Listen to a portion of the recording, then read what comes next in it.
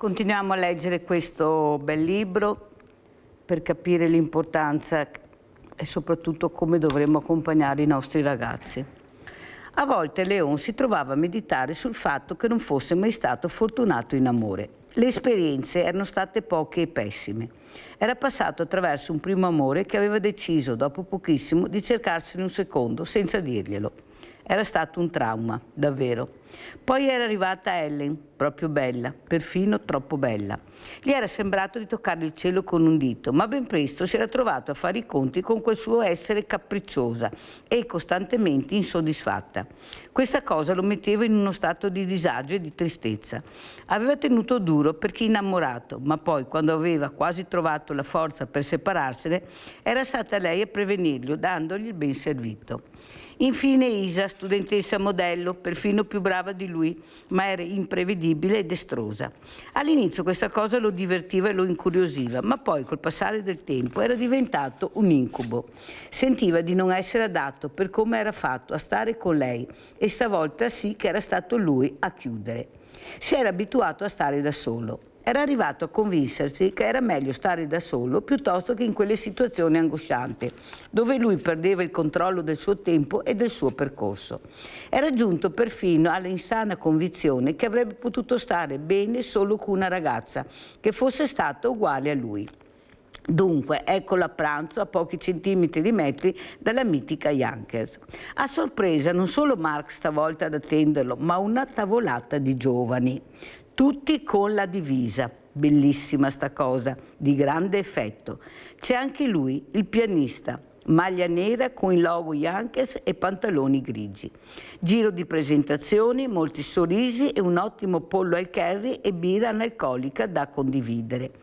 La pausa è di un'ora e ci pensa Mark, curando l'innesco della conversazione tra i ragazzi. Mark sorseggia, osserva, assaggia lentamente e ascolta. Il dialogo si anima e divenne molto partecipativo ed intenso, finché tutti a guardare gli orologi. Dobbiamo andare. Il pianista strizza l'occhio a Leon e poi dice: ragazzi, aspettate un secondo, perché non ci troviamo tutti giovedì della prossima settimana alla fattoria di Leon? È un posto molto bello da scoprire. Io porto la pianola, lui la chitarra, il boss le birre e per la carne e le verdure di casa ci pensa tuo nonno, vero Leon? Ah beh, sì certo, certo. Quella sera il tramonto invernale mostra un cielo terso, già pieno di stelle come sfondo di residui e anatri in volo. La musica della terrazza costruita in legno rende davvero il tutto speciale, con grande sorpresa di tutta la famiglia che mi aveva vissuto una serata così particolare. Il nonno intento alla griglia, i genitori di Leon ad osservare, guardarsi e capire che qualcosa di nuovo stava accadendo. E qui c'è la bellissima immagine, eccola qua, di questo posto meraviglioso. Allora, visto che è arrivata la mia graditissima ospite, che è la sindaca di San Biagio di Calalta, Valentina Pilon, che ringrazio e saluto perché il tema di questa mattina sarà la solitudine.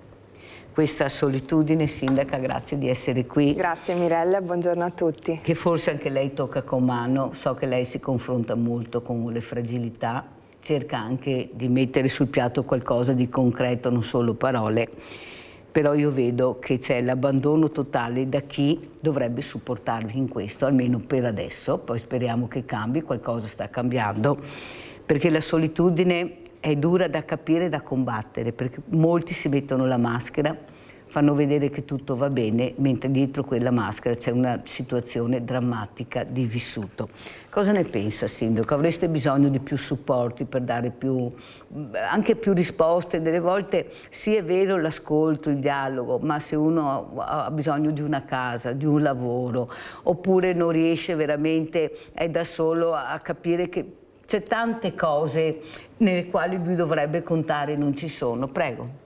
Ma Mirella, io condivido i suoi pensieri, infatti mi scuso anche per il ritardo, ma stavamo affrontando, sto leggendo un bellissimo libro. Ecco, stavamo affrontando l'ennesimo caso sociale, perché i sindaci in questo sono in prima linea e sono sempre pronti e disponibili all'ascolto, come appunto lei diceva, e moltissimi e sono sempre di più in aumento sono i casi di persone che si rivolgono ai servizi sociali perché hanno proprio necessità di un posto dove dormire per sé e per la propria famiglia, di un posto di lavoro, perché tante volte quando non si hanno le risorse per assicurare la dignità di vita della famiglia si fa ancora più fatica a venire a chiedere aiuto e quindi si cercano di andare ad intercettare tutti quei bisogni che in qualche modo sono nascosti, sono latenti, però di fatto sono essenziali per riuscire a garantire una dignità, cioè non parliamo neanche di una qualità della vita, ma proprio la dignità della persona, di chi è magari il capofamiglia ma poi con tutti i vari componenti.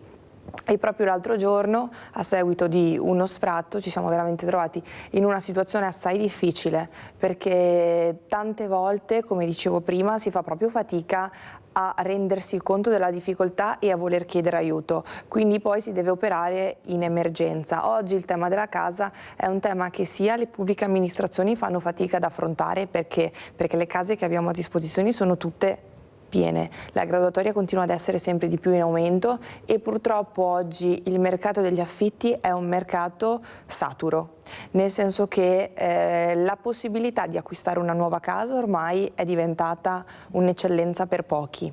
Perché? Perché se da un lato il nuovo ha dei costi esorbitanti, dall'altro lato le costruzioni più vecchie hanno bisogno di una serie di costi di manodopera, di materiali e di quant'altro, non essendoci neanche più i bonus che magari fino a qualche anno fa riuscivano un po' a compensare, che non permettono alla famiglia di poter fare questo tipo di investimento.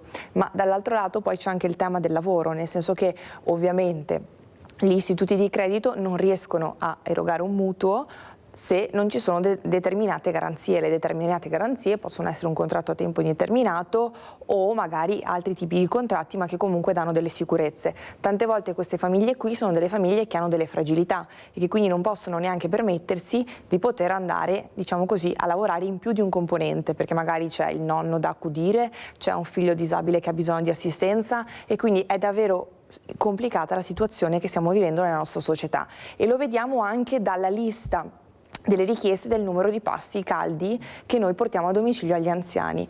Adesso proprio con la prossima variazione di bilancio stanzieremo ulteriori risorse perché ci siamo proprio resi conto che gli utenti che ne fanno richiesta sono utenti, perché abbiamo fatto proprio un'analisi oltre all'ISEE che è una parte, ma l'altra parte è la composizione del nucleo familiare. Sono tutte persone fondamentalmente sole che quindi hanno proprio la necessità anche solo di avere un aiuto per quanto riguarda il pasto domestico e sapere che c'è comunque un operatore che tutti i giorni va a casa loro è un'altra forma di controllo, così come anche tutto il comparto dell'assistenza domiciliare, che è un'altra grande fetta che ci impegna ma che diventa fondamentale oggi per garantire anche tutta quella parte di dismissione dopo un ricovero ospedaliero, piuttosto che veramente ci sono delle situazioni che sono complicate da gestire per le famiglie stesse, nel senso che anche dove ci sono dei nuclei familiari composti da più persone, ci sono delle casistiche che hanno assolutamente la necessità di avere un intervento da parte di un OS esterno, in primis perché deve essere comunque una persona competente che agisce su questa persona, ma anche perché non è sempre facile da parte degli altri familiari riuscire a fare la medicazione piuttosto che tante volte magari nel caso per esempio di una persona disabile in casa i genitori che magari sono anziani non hanno proprio la forza fisica per poter lavare piuttosto che altri servizi di igiene quotidiana ma che diventano poi fondamentali per una sostenibilità di vita e quindi ecco che oggi il tema della solitudine è un tema che riguarda sia in qualche modo l'individuo che si ritrova diciamo così da solo perché magari viene a mancare la moglie o perché magari i figli in questo momento non abitano più con lui. Ma io credo che la solitudine vada anche intesa all'interno di un nucleo familiare composto da più persone, ma che diventa solo perché in qualche modo si isola dalla comunità per tantissime ragioni di in qualche modo disagio sociale. Ecco che allora l'amministrazione ha l'obbligo di intervenire per riuscire a ripristinare quel tessuto di comunità che in primo ordine significa riuscire ad intervenire e riuscire a collaborare. Una piccola iniziativa poi che abbiamo fatto, perché cerchiamo sempre di collaborare anche con le associazioni locali, è stata quella di riuscire a dare dei pacchi alimentari alla Caritas che poi sono stati distribuiti alle famiglie che ne avevano più necessità. sono magari dei piccoli gesti, però crediamo che in momenti significativi come magari per esempio quello del Natale o come quello della Pasqua, in cui le famiglie solitamente si ritrovano per dei momenti di festa, questo gesto possa avere in qualche modo alleviato per una piccola parte di dignità anche un po' nel di cibo, dignità. diciamo. Ecco, esatto, anche l'uovo per i figli, no? L'ovetto di cioccolato piuttosto che la colomba, piuttosto che altro. E poi sicuramente ci sono tutta una serie di incentivi che non sono mai abbastanza, ma che si cercano di mettere in campo, perché, ripeto ancora una volta, la dignità delle persone parte proprio da una sostenibilità della vita che è per sé, ma anche per i figli o perlomeno per le persone che condividono la vita. Una volta eravamo abituati alle grandi famiglie, nel senso che io me la ricordo ancora con i miei nonni e i miei nonni ancora a loro volta con i bisnonni, e avevamo tutti i caregiver che erano in casa. Oggi invece i caregiver, purtroppo per fortuna, ma perché sono cambiate le dinamiche di società, li cerchiamo fuori dalla rete familiare, e quindi è chiaro che anche in questa prospettiva qui tutte quelle figure che ruotano attorno alle persone fragili diventano fondamentali per riuscire a garantire loro quelli che sono i servizi minimi essenziali. Non le sembra, Sindaca Pillon, che forse i soldi del PNR, fatti dal PNRR, perciò con progetti, dovevano essere impiegati come si era pensato anche dall'Europa per il terzo settore? Noi abbiamo necessità di case per i diversamente giovani, abbiamo bisogno di asili, aiuti alle famiglie e soprattutto strutture anche per i malati mentali.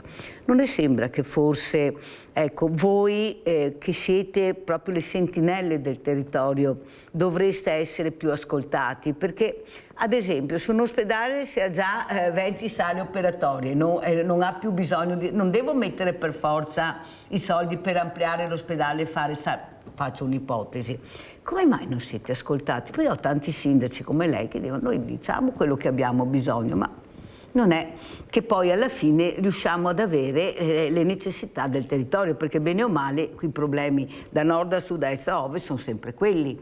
Ecco, cosa pensa lei? Perché io sono convinta che adesso dovremmo restituire questi soldi perché non abbiamo presentato progetti adeguati e restituire i soldi diventa un grande problema.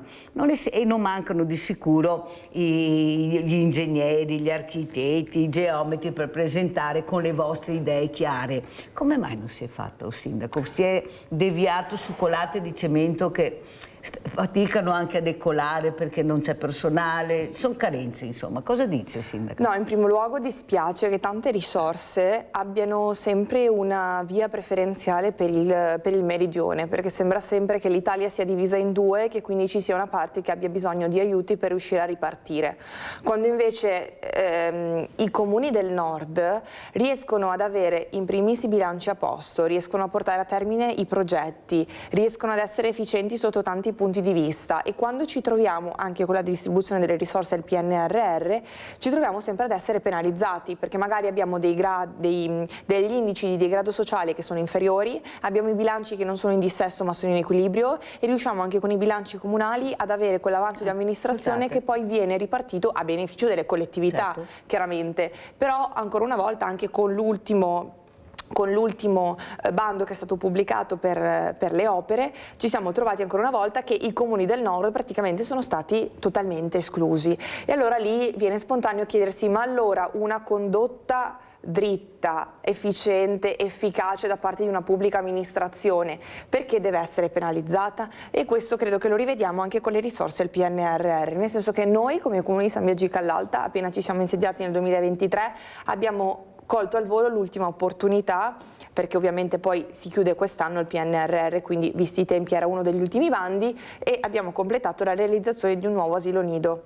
Quindi per i primissimi, ma questo perché? Perché è vero che anche se ci sono delle strutture private nel nostro territorio, noi crediamo che i servizi pubblici siano fondamentali. I servizi privati, per quanto magari nel tempo l'amministrazione possa cercare di intervenire con dei sussidi, con dei contributi, con degli aiuti, però sono dei servizi che in qualche modo non dipendono dall'amministrazione stessa, perché un domani per tantissime ragioni uno potrebbe dire: chiudo il servizio, termino. E oggi invece il servizio di asilo nido è un servizio che diventa fondamentale per riuscire a garantire anche quella parità di genere che noi tanto decantiamo. Però se non mettiamo la donna nelle condizioni di poter riuscire a lavorare, allora è inutile che ci facciamo paladine del mondo della donna senza che poi riusciamo a mettere in campo tutti quei servizi affinché la donna stessa riesca anche da un punto di vista professionale a realizzarsi. Allora condivido che noi dobbiamo essere i primi esempi sia come amministratori che come persone e quindi dare l'esempio, quindi spero anche io nel mio piccolo di riuscire a fare questo e quindi non essere egoisti nel dire la mia vita la voglio gestire per il mio tempo libero, per la mia realizzazione professionale, per la mia carriera, però il fatto di darsi agli altri e di quindi procreare, perché altrimenti vediamo che l'inverno demografico che stiamo vivendo, anziché riuscire ad avere un cambio di rotta, continuiamo ad andare a picco. Quindi il fatto di riuscire a mettere del mondo dei figli, poi però dobbiamo dare la possibilità a queste famiglie coraggiose di riuscire a avere ancora una volta quei servizi affinché loro riescano comunque a conciliare il mondo familiare col mondo del lavoro. E quindi questo nuovo servizio che entrerà in campo da gennaio 2027 vuole essere ancora una volta una risposta con risorse del PNRR. Però dispiace perché se da un lato ci hanno dato le risorse per riuscire a realizzare questo PNRR, dall'altro lato invece tutti i costi della gestione sono di nuovo in capo alle amministrazioni stesse. Quindi è chiaro che sono degli investimenti, quindi non sono solamente delle spese, ma la spesa non è fine a se stessa, quindi per quello parlo di investimento e di opportunità, perché comunque c'è un ritorno sul territorio e ci sono risposte per da 30 a 36 famiglie. Quindi è chiaro che è un numero importante di un servizio che oggi, come dicevo prima, diventa essenziale. Dall'altro lato però c'è un'altra fetta della popolazione che oggi merita un'attenzione particolare, che è quella sicuramente degli anziani. E dobbiamo fare un distinguo, perché se da un lato ci sono tutti quegli anziani che hanno necessità di una casa di riposo, perché a casa i familiari non riescono più a gestire le cure e c'è un tema di mancanza di posti su questo fronte qui e speriamo che dalla Regione sembra insomma che qualcosa si dovrebbe sbloccare, perché anche noi come San Biagio di Callalta rivendichiamo la casa di riposo, nel senso che tutti i comuni attorno in qualche modo sono riusciti. San Biagio negli anni non è ancora riuscita a mettere un punto fisso su questo tema qui, che è un tema importante perché comunque è un territorio molto grande con una popolazione che sta invecchiando e che quindi diciamo che non è per ragionare solo su compartimenti stagni, quindi sul nostro territorio, ma perché io credo che un territorio così grande come San Biagio di Callalta, di 48 km quadrati e con una popolazione di quasi 13.000 abitanti, abbia la necessità di avere un punto in cui i nostri anziani si vedono una prospettiva. Avete sentito la sindaca che non è diversamente giovane, ma che ha capito l'importanza di dare delle risposte concrete a questa popolazione che diventa sempre più diversamente giovane,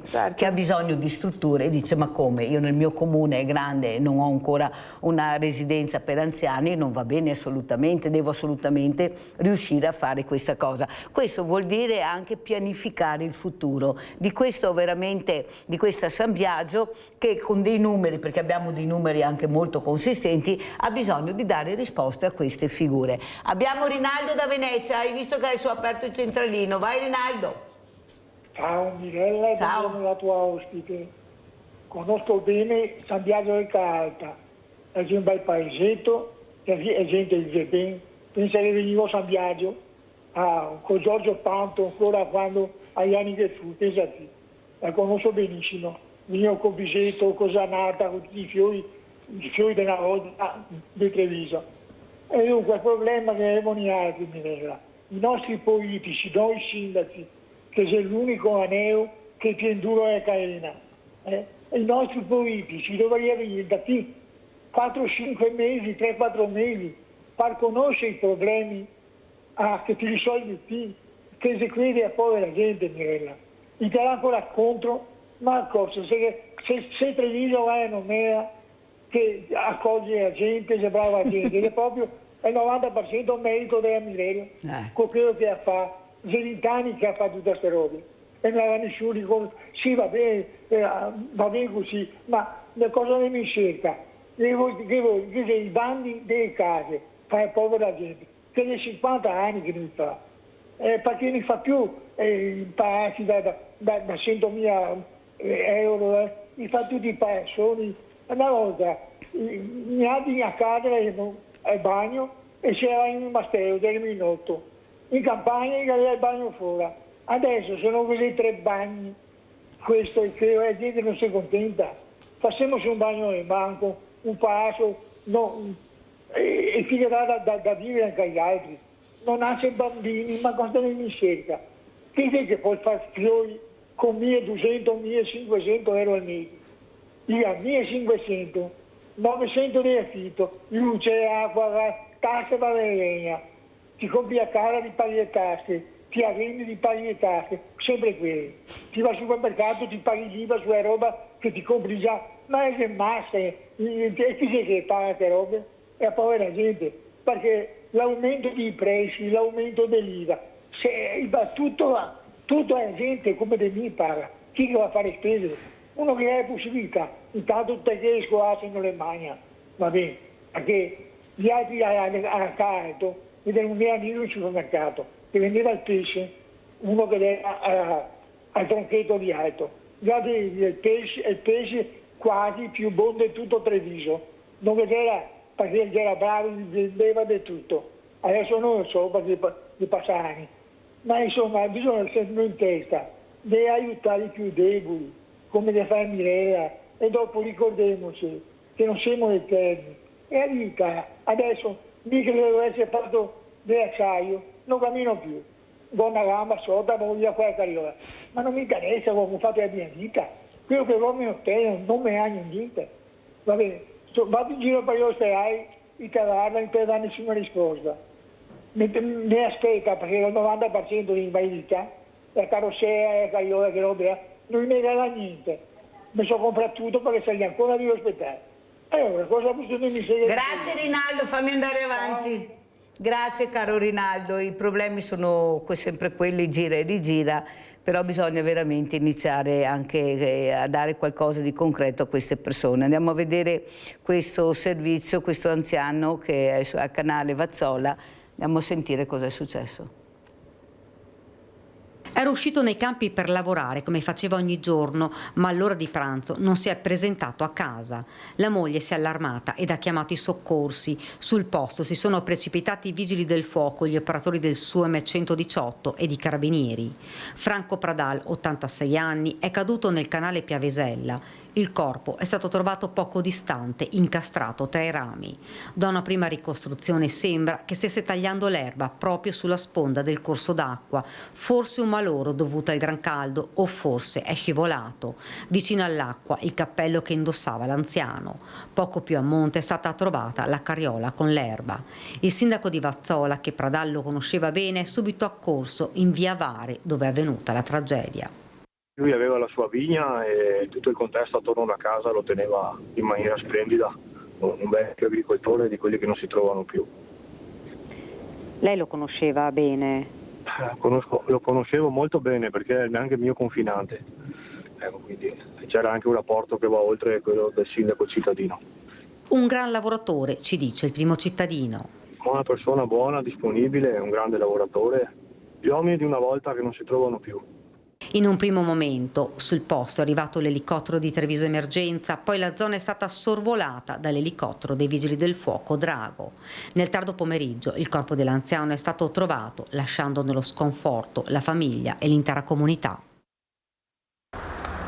Uno schianto terribile lungo la Ponte Bana contro un ponticello in cemento. L'auto ha preso fuoco intrappolando senza scampo il passeggero. Dopo 3 giorni è stato identificato il corpo della vittima. Si tratterebbe di Pietro Nocera, 31 anni, originario di Modena. L'uomo si era trasferito nel Trevigiano nel 2024 per motivi di lavoro. Aveva trovato impiego come libero professionista nei call center che propongono contratti energetici. La famiglia ne aveva denunciato la scomparsa. Per l'ufficialità resta però la prova del DNA che sarà effettuata in queste ore. Non si esclude che possa essere svolto anche un esame autoptico nell'ambito del fascicolo per omicidio stradale che è stato aperto dalla Procura di Treviso a carico del guidatore trentenne di Tavagnacco. L'identificazione si è rivelata particolarmente complessa perché il rogo ha distrutto completamente i documenti presenti nel veicolo. La famiglia di Pietro Nocera è arrivata in queste ore nella Marca ed ha raggiunto il luogo dell'incidente. Rimane in gravi condizioni, invece ricoverato in prognosi riservata il conducente della vettura, trentenne della provincia di Udine. Secondo le prime ricostruzioni effettuate dai carabinieri, il gravissimo incidente è avvenuto dopo una serata tra amici. I due uomini si sarebbero conosciuti in un locale il giorno della tragedia. Poi sono saliti in auto a Nervesa della Battaglia, il drammatico incidente. L'auto, dopo una manovra di sorpasso, è uscita di strada finendo contro il ponticello. Le fiamme hanno avvolto immediatamente l'abitacolo. L'automobilista è stato estratto vivo, ma in gravi condizioni. Per il 31enne modenese non c'è stato nulla da fare. Allora, io volevo anche salutare una persona che voi avete conosciuto, che è mancata l'altro giorno, voi l'avete vista anche qua. Era venuta in trasmissione proprio per far capire il problema della fragilità. Era una persona che dormiva in macchina da 3 anni, che Mirella ha cercato di raccogliere col cucchiaino nella superficialità, nel non vedere di qualcuno, e non ce l'ha fatta. Se n'è andato l'altro giorno, perciò volevo salutare Maurizio che non c'è più. Purtroppo siamo arrivati, ma siamo arrivati tardi. 3 anni vivere in macchina, capite bene, l'unico sfogo che riusciva ad avere era fumare le sigarette che in qualche modo riusciva a trovare. Perciò per quello io stamattina vorrei capire cosa sta succedendo a quell'anziana a Padova che vive in macchina. Però io mi sono bene informata, non è che non mi sono informata. Il problema è che sono situazioni, come spiegava la sindaca, molto complicate. Non vogliono essere accompagnati, vogliono fare quello che pensano loro che gli spetta di diritto, però io penso che una persona di 83 anni non può rimanere in macchina da sola. Questa è la mia... Ecco, ci sarà da lavorare, sono d'accordo, però anche lasciarli in macchina perché non si riesce a trovare una soluzione mi sembra difficile. Cos'è la fragilità per la sindaca Valentina Pilon? La fragilità estrema, quella, come spiegava lei, sindaca, che si fa fatica a risolvere in poco tempo, ci vuole il tempo, la burocrazia, bisogna vedere le strutture. Cos'è la fragilità? Quella proprio estrema, quella che devi veramente metterci tutta te stessa per capire come gestire e come mediare. Sa cosa, Mirella? Una cosa che mi fa sempre tanto pensare è come mai queste persone così fragili, che quindi hanno una fragilità non solamente fisica ma anche psicologica, perché quando poi subentra magari un qualche disagio sociale o una qualche malattia non si ha più la forza di reagire e quindi ci si lascia proprio andare e non si vuole proprio chiedere aiuto.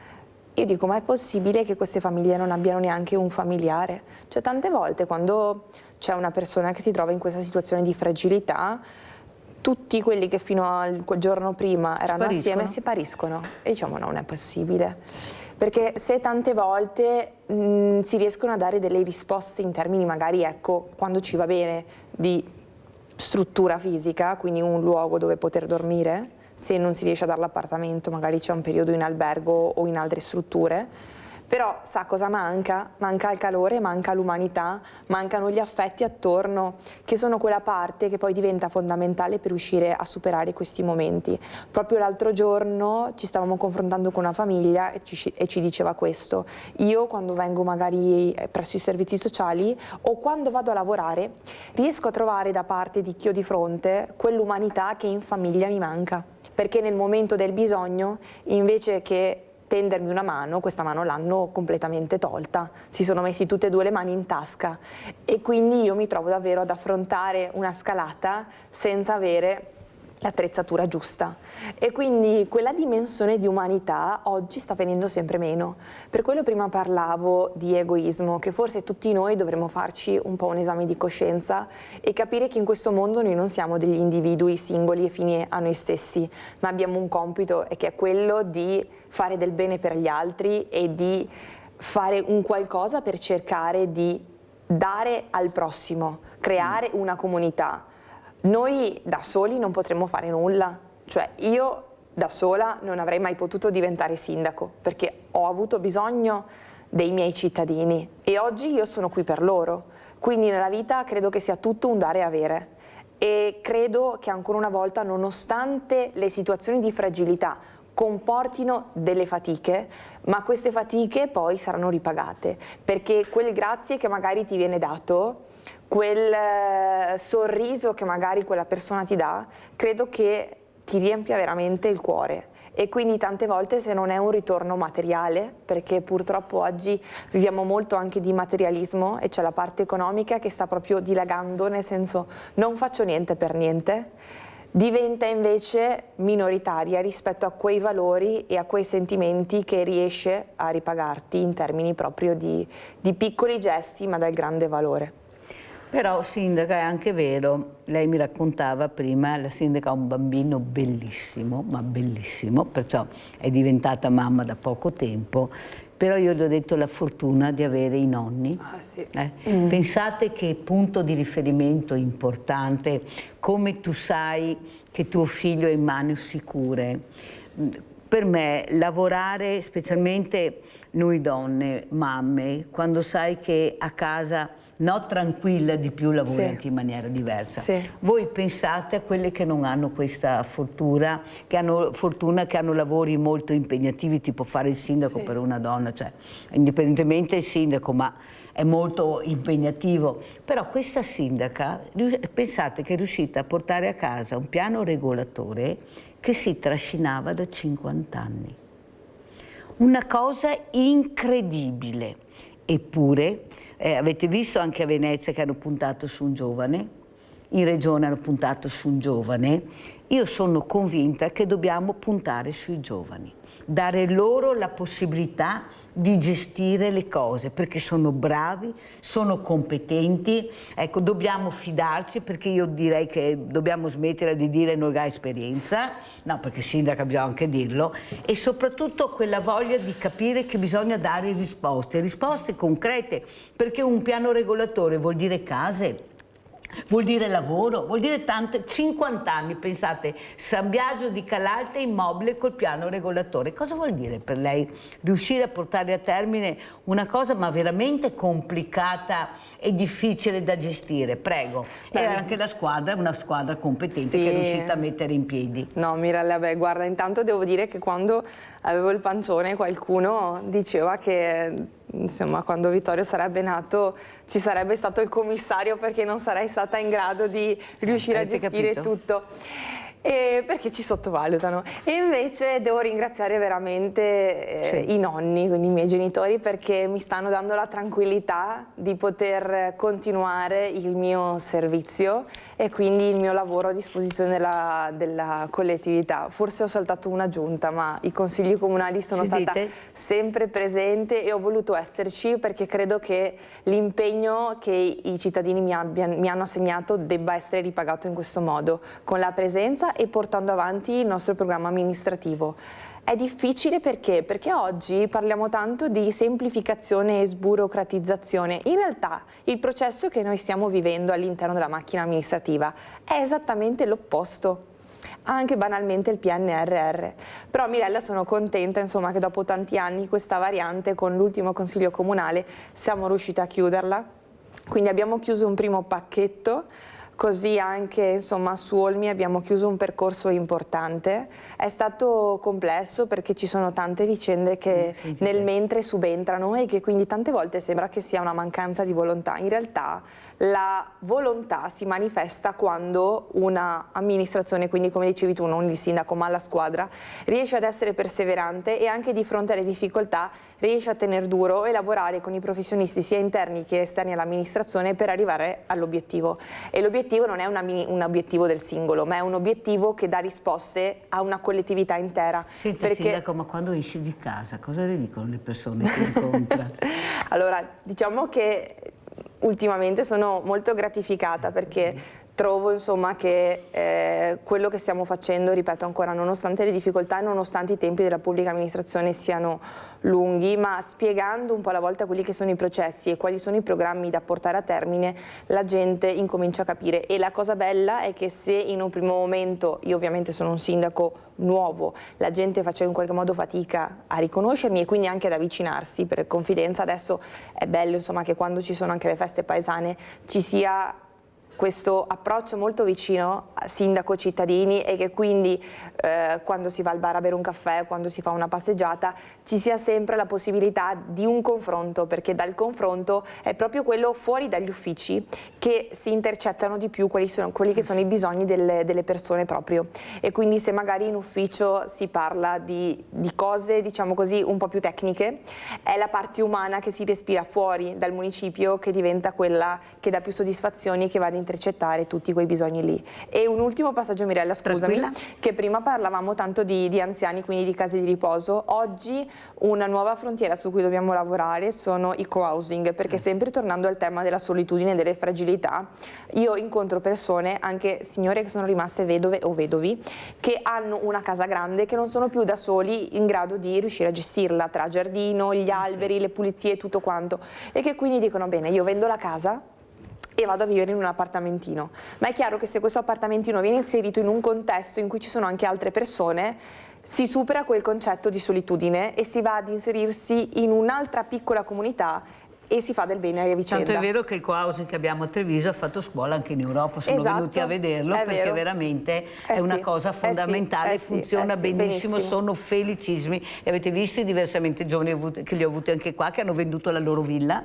marito e moglie, perché hanno capito che per i figli era diventata insostenibile e cominciavano le piccole liti, e loro hanno detto vendiamo, sono andati in questo co-housing e sono felici. Allora andiamo a vedere invece cosa ha fatto anche la sindaca Pilò, una cosa molto bella, questa pittura interattiva a San Biagio. Andiamo a vedere.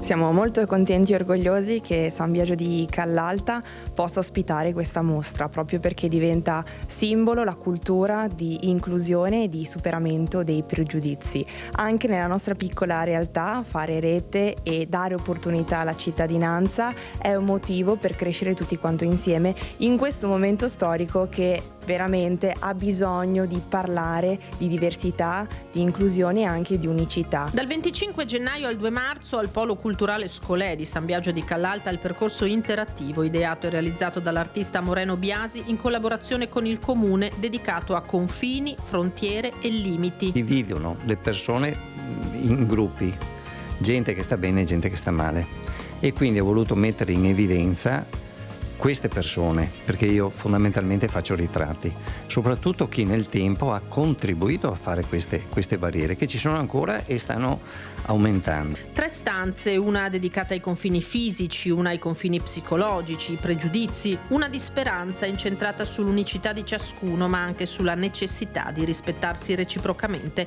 In sottofondo musica composta per l'evento e che accompagnerà i visitatori in questo percorso interattivo di presa di coscienza. La gente arriverà e guarderà il muro che sarà fatto proprio un muro fisico, il muro dei confini col filo spinato in cima, e dentro avrà delle feritoie per guardare cosa succede in giro per il mondo. Sarà l'inizio di un viaggio nella consapevolezza di quello che è, di come noi lo percepiamo, di come ci vogliamo porre rispetto agli altri. Un'opportunità che l'amministrazione di San Biagio sta lavorando perché venga sfruttata anche dalle scuole del territorio e dei comuni vicini.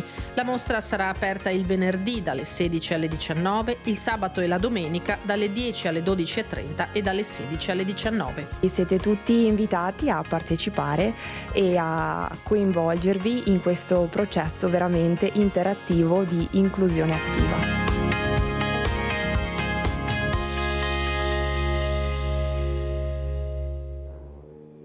Allora sindaca, cosa abbiamo visto? Intanto ringrazio e saluto il sindaco di Vo, Mauro dell'Università, grazie. Quando mi ha chiamato ieri ho detto: ma chi è questo ragazzo Mauro dell'Università? Dov'è questa università? Invece è il suo cognome, ma soprattutto grazie per essere qui sindaco, la strada era lunga però ho voluto partecipare di presenza e mi fa molto piacere perché ci confrontiamo con 2 sindaci, 2 figure. Io più di sindaco e sindaca direi 2 persone che hanno deciso di dare un contributo alla propria comunità unità per cercare di far capire l'importanza di esserci. Noi abbiamo bisogno di questi sindaci, lo dico sempre. Allora, cosa abbiamo visto, Sindaca? Questa mostra bellissima, prego. Sì, è stata una mostra interattiva proprio in occasione della giornata della memoria, ma il senso era proprio quello di cercare di superare i limiti e gli stereotipi, non solo fisici ma anche quelli mentali che ci possiamo creare. Ed è stata una mostra che ha visto la partecipazione di tutte le nostre scuole, proprio perché abbiamo voluto che fossero proprio i più piccoli a calarsi all'interno di questa prospettiva diversa, tanto che la mostra alla fine si concludeva con uno specchio in cui le varie persone potevano specchiarsi e riconoscersi, e all'interno di questo capire che ognuno con la propria diversità, con i propri limiti di qualsiasi natura, è alla fine unico nel suo genere. E quindi Moreno Biasi poi ha partecipato anche, ha portato la mostra a Gorizia, che è stata la capitale della cultura, e quindi siamo stati davvero felici di poterla ospitare a San Biagio e di, dare ancora una volta una testimonianza attiva di come attraverso la cultura si possano lanciare dei messaggi importanti, coinvolgendo tutte le generazioni a 360 gradi. Adesso andiamo a conoscere il sindaco di Vo Euganeo, Mauro, dell'Università.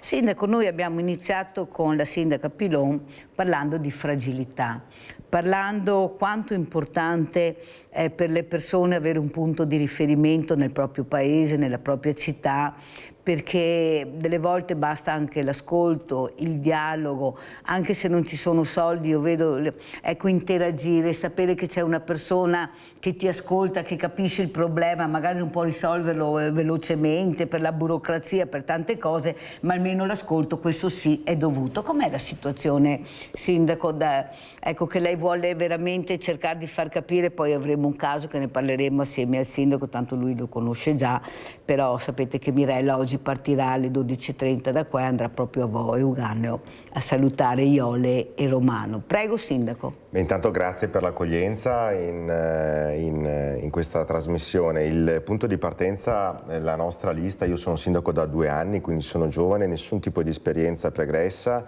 e lo ribadisco perché secondo me che i cittadini possano iniziare a guardare all'amministrazione, l'esperienza che abbiamo fatto noi, nessuno di noi aveva un'esperienza, ma con entusiasmo abbiamo scelto, diciamo così, perché premiati dalla cittadinanza, a gestire e governare il territorio, un territorio di 22 km quadrati, 3.200 abitanti, quindi non stiamo parlando di un grande paese, però le criticità ci sono perché viviamo sui colli, quindi abbiamo anche delle questioni da gestire legate a tutta una serie di aspetti anche idrogeologici, di sicurezza, che magari altri territori non hanno. E la nostra lista si chiama Voce, ascoltiamo la tua voce. Il punto di partenza è sempre l'ascolto per un amministratore ed è una cosa che diamo per scontata, ma non è così agevole. Riporto questo esempio di 10 mesi fa. Un cittadino aveva già chiesto alla precedente amministrazione di poter avere un punto luce che era stato tolto per tutta una serie di motivi. E la risposta, diciamo così, mi è stata ripresentata, la domanda, ho riverificato con gli uffici tecnici le motivazioni, gli ho risposto che non era possibile dandogli una spiegazione e devo dire mi è rimasta qui il suo ringraziamento di aver dato una risposta anche se negativa. Quindi risponde proprio a questa osservazione, l'ascolto e riuscire a far considerare una richiesta, per quanto semplice e basilare, e dare delle risposte, che è complicato perché la coperta è corta. Noi abbiamo pochi dipendenti, parliamo di 12 in ufficio, di cui in questo periodo abbiamo 3 risorse che sono 2 maternità, fortunatamente una persona assente da qualche mese. È chiaro che far fronte a tante richieste è complicato, ma è la base di partenza per riuscire a riportare la comunità, i concittadini, a essere parte integrante di un certo processo di dialogo e di costruzione e di relazioni. Quindi questo è il punto di partenza. Allora io chiedo invece a tutti e 2 i sindaci, visto che adesso speriamo non diventi un altro carrozzone, perché io sono veramente un po' depressa sentendo i sindaci, questi ATS che tentano a partire e saranno il futuro. Allora partiamo proprio dal sindaco dell'università. Ecco, come mai dopo anni e anni ancora si fa fatica a partire partire con una cosa che dovrebbe diventare fondamentale anche per voi, è questa S che è stata tolta dal sociale alle ALS, che dovrebbero diventare appunto un punto di riferimento, però io vedo i sindaci, a parte uno o due che ne ho avuto, che ha detto no, va tutto bene, tutti gli altri sono preoccupatissimi. Allora, dell'università cosa mi dice lei, com'è? La nostra aggregazione di sindaci si compone di 57 amministrazioni, quindi far sedere a un tavolo, ragionare 57 sindaci non è semplice, perché stiamo parlando di amministrazioni che talvolta a distanza di qualche anno uno dall'altro poi cambia, perché ci sono le elezioni e ci sono anche dei cambi, e quindi si riparte con dei dialoghi. Il punto di partenza più articolato è determinato da questo fattore qua, di essere in tanti a dover ragionare in una nuova piccola rivoluzione di sottrazione alle amministrazioni di alcune competenze che vengono incorporate in un organismo più articolato, che deve tener conto di una eterogeneità di esigenze sociali, no? Politico-sociali, sanitarie, assistenziali, che man mano devono entrare a far parte di un organismo che si sta costituendo. Parlo della nostra, proprio lunedì abbiamo avuto un primo incontro tecnico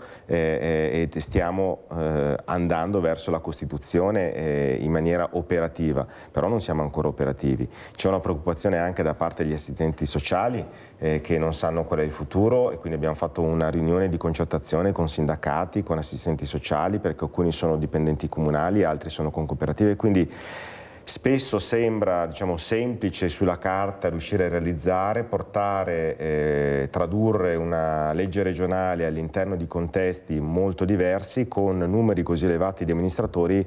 Questo comporta delle criticità in termini di operatività. Sentiamo anche la sindaca Pilon su questi ATS, cosa ne pensa, se condivide, ecco, le preoccupazioni del sindaco dell'università.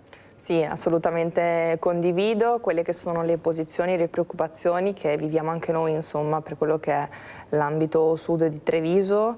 E un'altra delle criticità, secondo me, è che in questo momento ancora non si ha un'organizzazione, quindi c'è molta incertezza, e questa incertezza crea confusione, ed è per quello che poi, insomma, si crea anche negli assistenti sociali una forte preoccupazione, ma anche per quanto riguarda le amministrazioni stesse, perché purtroppo è un continuo procrastinare, perché i tempi si stanno dilatando sempre di più, e perché anche se adesso si assumeranno delle persone almeno a livello amministrativo, poi diventa ancora complicato capire come sarà la gestione nei vari territori di queste figure, come si andrà ad incidere, in quale quota parte i comuni interverranno con delle risorse, quali figure verranno in qualche modo sottratte da quelli che sono i servizi sociali comunali, entreranno nell'ATS, e poi da chi queste figure dipenderanno, quindi dipenderanno dal comune che se le porta a casa e che presta servizio per tutti i comuni, o dipenderanno dall'ATS. Quindi diciamo che oggi la difficoltà è proprio quella di riuscire a capire come sarà l'organizzazione, chi spetterà che cosa e quali risorse, sia a livello di risorse umane che risorse economiche, entreranno in gioco. L'incertezza è chiaro che crea confusione, quindi speriamo che il lavoro che si sta facendo anche assieme all'Università di Venezia da qui ai prossimi mesi porti i frutti sperati, perché è un cambiamento importante, una rivoluzione copernicana, anche se altre regioni su questo sono già molto più avanti di noi. Però è chiaro che i cambiamenti non siamo mai pronti, è un processo in corso, è un processo in qualche modo dovuto, perché il Veneto era rimasto indietro, ripeto ancora una volta, rispetto a tante altre regioni, però credo che ci si debba un attimino organizzare di più, dare dei tempi un po' più certi per riuscire a lavorare insieme di squadra e portare a casa gli obiettivi. Avete sentito cosa ha detto la sindaca Pilon? Il Veneto era un po' indietro, un po' tanto io direi indietro rispetto a altre regioni, perché bisogna dire anche quello che è. Io poi che tocco il sociale con mano so di cosa sto parlando. Abbiamo Luciano da Desenzano del Garda, vai Luciano! Luciano? Non lo sento. Pronto?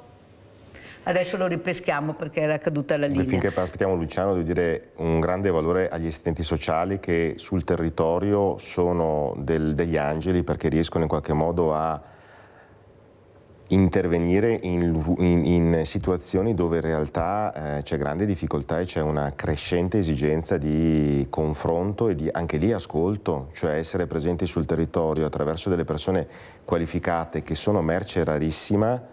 è un elemento, diciamo, su cui bisogna ragionare. Riuscire a valorizzarle attraverso delle garanzie è un elemento per trattenerle e riuscire a far meglio quello che è il loro lavoro. Senza gli assistenti sociali, e noi come comune abbiamo avuto una parentesi, nonostante fosse affidata ad una cooperativa che non riusciva a recuperarlo, eravamo in impasse. Appena sono entrato in amministrazione, l'assistente sociale si era trasferita in un comune più grande perché giustamente c'è una crescita di professionalità, certo, e quindi giustamente bisogna seguire anche una gratificazione personale. Però ecco, la figura va tenuta in debita considerazione perché il sociale sta crescendo, molto più importante di tanti altri aspetti della gestione di un'amministrazione e di dare le risposte di ascolto che si diceva prima.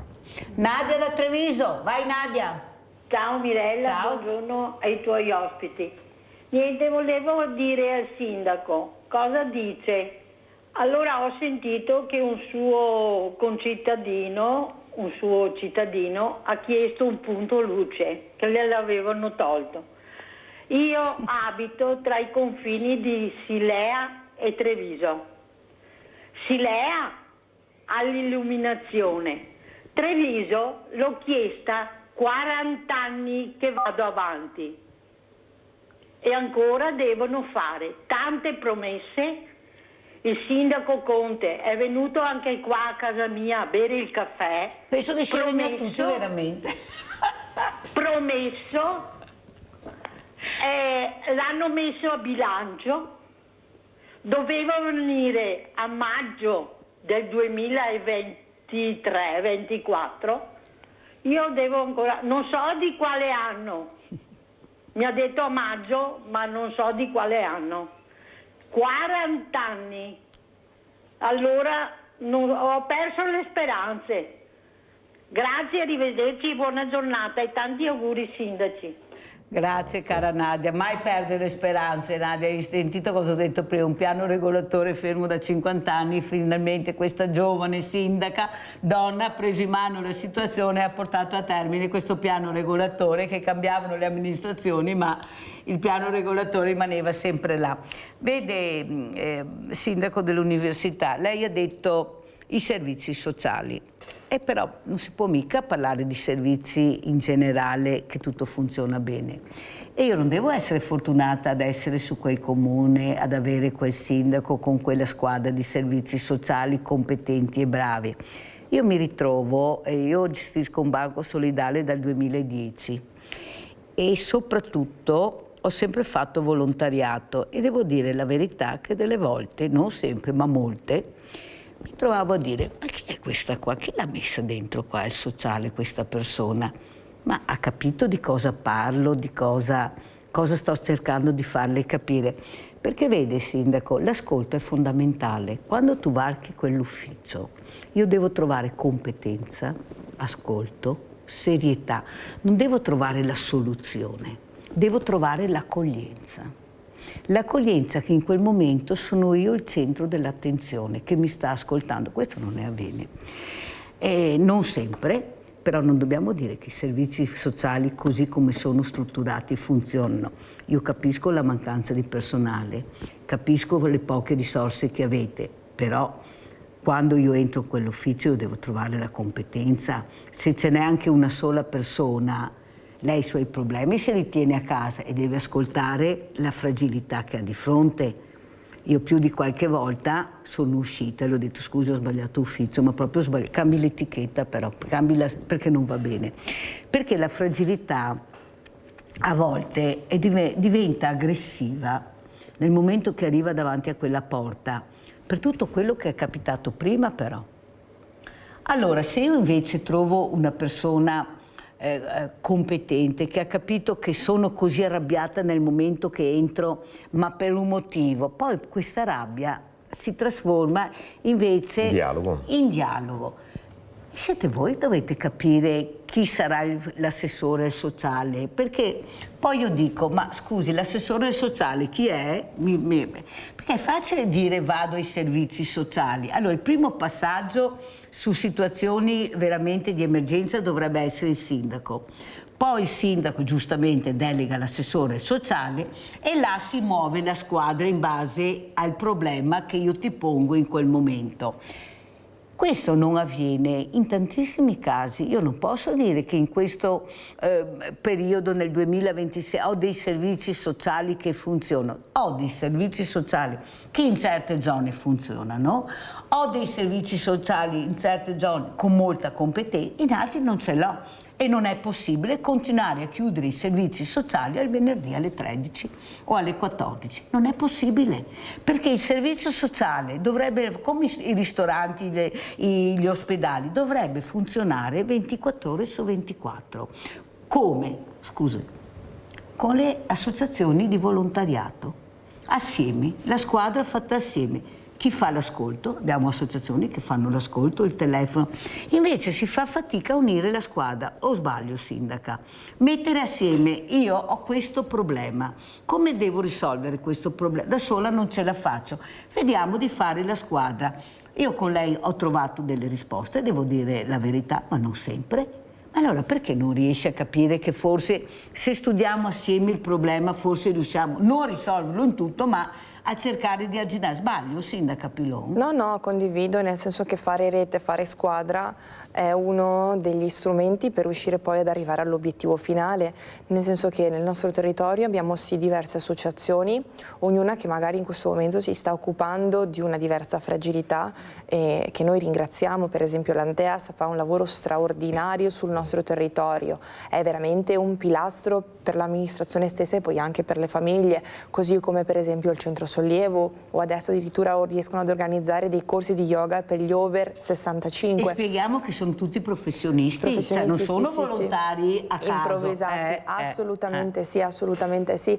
Quindi sono delle persone veramente di cuore che si mettono a disposizione della collettività. Però è vero, e colgo anche insomma l'invito e l'appello di riuscire ancora di più a fare sistema attorno a queste realtà che partono sia però dagli assistenti sociali, che tra l'altro anche il nostro è una persona eccezionale, non ha orari d'ufficio, nel senso che risponde veramente H24. Allora noi a San Biagio ne abbiamo 3 di assistenti sociali. Su una popolazione di 13.000. Cioè, ma li abbiamo incrementati, Mirella. Sì, ho capito, ne avevamo ma non basta, dovete con i problemi che abbiamo, con questa popolazione più diversamente giovane, io li vedo perché ho il Banco Solidale, loro hanno bisogno del trasporto, hanno bisogno dell'ascolto, hanno bisogno di qualcuno che veramente riesca a gestire anche i lavori domestici. Cioè la squadra deve essere composta da più associazioni, sindaco dell'università, in maniera che questa persona che è venuta da me ha bisogno del trasporto, allora chi fa il trasporto? Perfetto,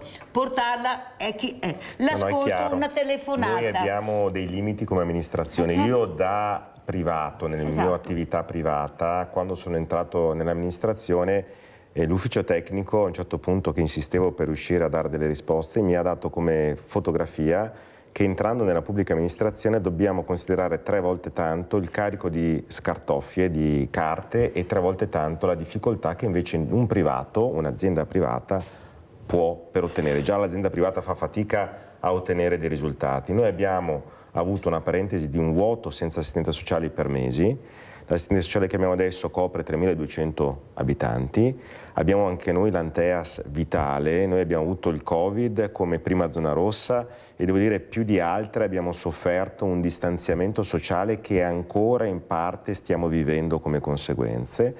Da qualche mese a questa parte, da dicembre dell'anno scorso, abbiamo chiesto di poter avere un incontro al mese con i referenti di plesso della scuola e mancava anche questo aspetto di dialogo con gli insegnanti, perché tante casistiche devono partire anche da delle segnalazioni che arrivano dalla scuola e non arrivavano. Stabilire questo contatto di rete all'interno della scuola con l'assistente sociale alla mia presenza sta facendo emergere dei casi che rimanevano sotto traccia. Abbiamo dei casi di violenza domestica che sono all'ordine del giorno in territori bellissimi anche come il nostro e quindi tutte queste cose in collaborazione con i carabinieri, con dei dialoghi costanti, con delle riunioni periodiche che facciamo in municipio con l'assistente sociale, che abbiamo poche ore a settimana. E io non posso assumere, non ho la capacità di assunzione come comune, ho dei tetti massimi e non sono nelle condizioni neanche di sostituire le maternità che vanno invece valorizzate perché non ho possibilità Ok, quindi noi giochiamo con delle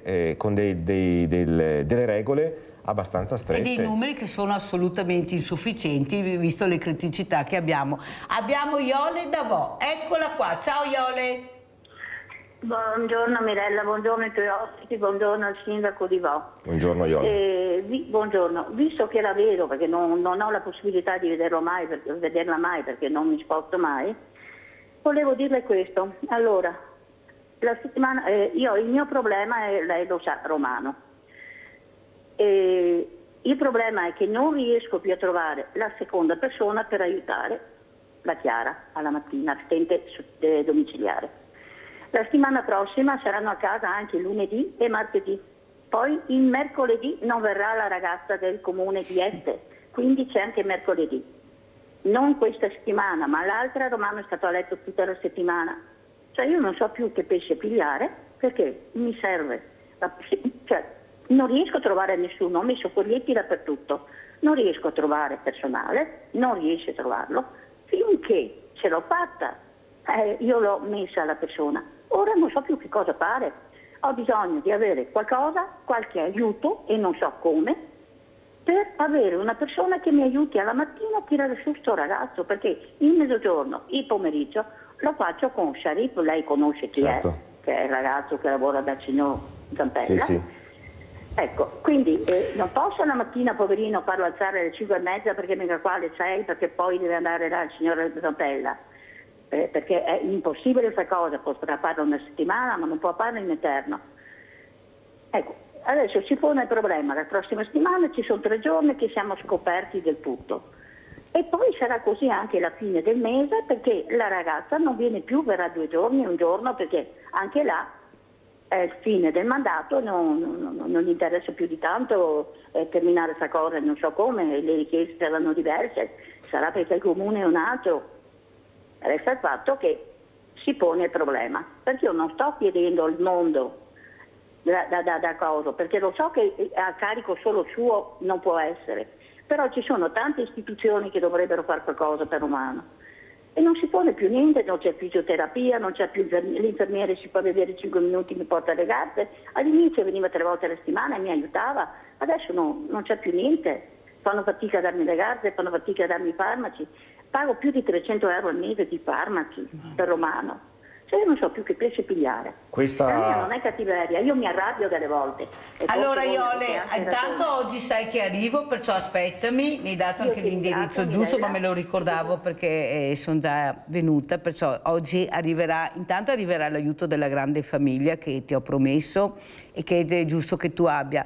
Vedi Sindaco, il problema è che lo spiego anche alla Sindaca Pilon, di questa mamma che ha questo ragazzo che vegeta a letto da una vita, era un ragazzo, è diventato un uomo. Gli anni passano, Iole adopera molto la carrozzina perché la schiena non la tiene più su, però lei è mamma, Iole vede sempre Romano come il suo bambino, il suo ragazzo, e giustamente dice: finché non troverò la struttura che io so che sarà utile per Romano, il mio ragazzo rimane con me. Perché se io non ci sarò più, lui morirà. Ecco, lui non riuscirà a sopravvivere, io lo sento questo. Perciò finché posso, ma lei non ce la fa più. Non ce la fa ad alzarlo, ad abbassarlo. Vede il sindaco dell'università, io ho avuto vari esperti. Per legge Romano deve essere alzato. Per legge dall'ospedale deve arrivare chi di dovere, per legge, lo dice la Costituzione. Questo me l'ha detto il responsabile dei medici di famiglia. Devono uscire a dare quella fisioterapia che Romano ha bisogno, perché lo prevede la legge. Non può esserci una legge e il sindaco dice: io non so a chi rivolgermi perché non ho la possibilità di dare a Iole la persona o le persone che ha bisogno. Posso aiutarle in qualche maniera, ma Iole, che è molto attenta quando parla, dice: non può farlo il sindaco da solo, ci sono altre persone. Ecco qua la squadra, si Mirella, muove il sindaco, si muove. Come mai la squadra che la legge prevede non c'è? La legge è un punto di partenza e per fortuna che c'è, perché su quello riusciamo ad attaccarci, per riuscire a ottenere o bussare alle porte e continuare a bussare. Anche la signora prima diceva 40 anni, che chiedeva un punto luce, è corretto continuare a chiedere, magari facendo forza con altri soggetti per avere una voce corale nei limiti del possibile. Iole l'anno scorso, o in generale, chi si trova in questa situazione qua, abbiamo parlato di festività. Le festività sono i momenti in cui tutti prendiamo ossigeno, chi è in questa situazione qua gli viene tolto l'ossigeno, perché non hanno la possibilità di avere le strutture, le persone, perché giustamente queste persone professionisti sono in vacanza. E questo è un tema enorme. E l'anno scorso, stesso periodo estivo, diciamo così, ci si poneva un problema con Iole, e vale per tantissimi, quando l'assistente sociale deve andare in ferie, chi me la sostituisce? La legge prevede che ci sia qualche sostituto, ma non riusciamo a trovarlo, cioè le strutture sanitarie non riescono a trovarlo. Nelle scuole abbiamo una paritaria nella frazione di Boccon, nel nostro comune. Per 2 mesi sono andati con un ragazzo introdotto nell'infanzia che aveva un bisogno speciale, doveva essere assistito e non c'era possibilità. Il comune di Montegrotto, altro comune dell'area Terme Colli Ugani, aveva delle necessità prolungate di avere delle professioniste che potessero accompagnare durante il percorso dell'infanzia e delle scuole con dei professionisti che l'USL non riusciva a mandare. Ecco che è un tema di risorse qualificate che sul territorio mancano. Quanti medici di medicina generale ci mancano? Un numero enorme. Ma non spostiamo il problema, Sindaco, da un'altra parte. Teniamo il cerino in mano. Allora, lei dice: le festività, purtroppo questi sono i numeri. Ma è quello che diceva la sindaca prima, dov'è il mondo del volontariato? Perché non ci chiama? Allora, l'Anteas, io da quando ho conosciuto Iole non ho sentito una volta che Iole abbia ricevuto una telefonata, ma non perché l'Anteas non ha chiamato, perché Anteas non conosce Iole. E magari Iole ha bisogno di essere accompagnata, e l'Anteas fa questo, perché ha il trasporto, l'Anteas, accompagnare Iole a fare la spesa, a prendere le medicine per Romano, cioè a dare quell'aiuto. Cioè il mondo del volontariato è così perché nessuno chiama. Noi ci siamo, Sindaco, siamo in tantissimi, e ognuno con la propria professionalità e la propria competenza. La Croce Rossa, ma come? Chiamo la Croce Rossa? Io ho questo periodo di ferie, ho questa scarsità di personale, ma ho queste problematiche nel mio paese, nel mio territorio. Prevengo, pianifico prima. Chi è che può aiutarmi a risolvere, dico di Iole perché è il caso che abbiamo sentito, ma può essere l'anziano solo a casa, può essere la mamma che ha bisogno del bambino, si parlava prima chi lascia mio figlio. Il problema è che io sono convinta che dovete fare dei tavoli assieme al mondo del volontariato, in base, dopo vorrei sentire anche la sindaca, in base al problema che si crea, perché non tutti i problemi sono cioè uguali. La Caritas, per esempio, che è un altro braccio armato positivo del presidio del territorio, sempre alla mia presenza dell'assistente sociale e dell'assessore, una volta al mese ci si incontra per conoscere qualche cosa che noi non riusciamo a conoscere, perché non tutti come Iole vengono in comune a chiedere e spesso rimangono sotto traccia, quindi il tema di avere rete è fondamentale. La rete ha dei buchi e attraverso questi buchi purtroppo passano e scappano delle cose. Devo dire anche il servizio di poterne dare voce attraverso i canali mediatici è fondamentale, non solo per il caso specifico, ma abbiamo visto anche il Presidente Stefani come sta trattando, io sono estremamente convinto, il tema del sociale. Lo sta mettendo all'ordine del giorno con una presenza anche fisica. È un'emergenza, Sindaco, con una il presenza sociale è fisica che non è scontata, e dà esempio anche agli amministratori di entrare nelle case e riuscire ad ascoltare. Questo è un tema fondamentale. Gabriella da Mogliano, vai Gabriella. Buongiorno Mirella, grazie di tutto. Volevo dirle, lei ha ragione, bisogna sollecitare e far sfide e far rete come che diceia. Io 3 anni fa, anche più, ho sollecitato per avere, sono andata anche in comune con la carta e tutto, per avere un'illuminazione in fondo, che abito in campagna, e non ho niente di illuminato sulla strada e si fermano le prostitute, fatalità, c'è gente che fa i suoi bisogni, bisogna andare a pulire, però il comune è venuto e mi ha detto: signora, vuole l'illuminazione sul cancello? No, mi basta lei in fondo, ho detto no. E li ha visti lei? Non sono più venuti, perché? Perché c'è poca rete, poca parlare, e lei solleciti. Grazie infinite, buona giornata. Grazie Gabriella. Allora Sindaca, cosa dice lei, ecco, di questo fare squadra, di mettersi in base al caso, e non tutti i casi sono uguali. La Caritas può fare quello che fa, ma la Iole non ha bisogno della Caritas. La Iole ha bisogno più di supporti anche tecnici, professionisti, perché non è un caso semplice. È un ragazzo immobile a letto che anche e lei poveretta è in sedia a rotelle. No Sindaco, se non si aiuta sti casi qua, cioè io voglio capire, perché sennò vado in regione a vedere omissione di atti d'ufficio, perché per legge Romano deve avere quello che prevede.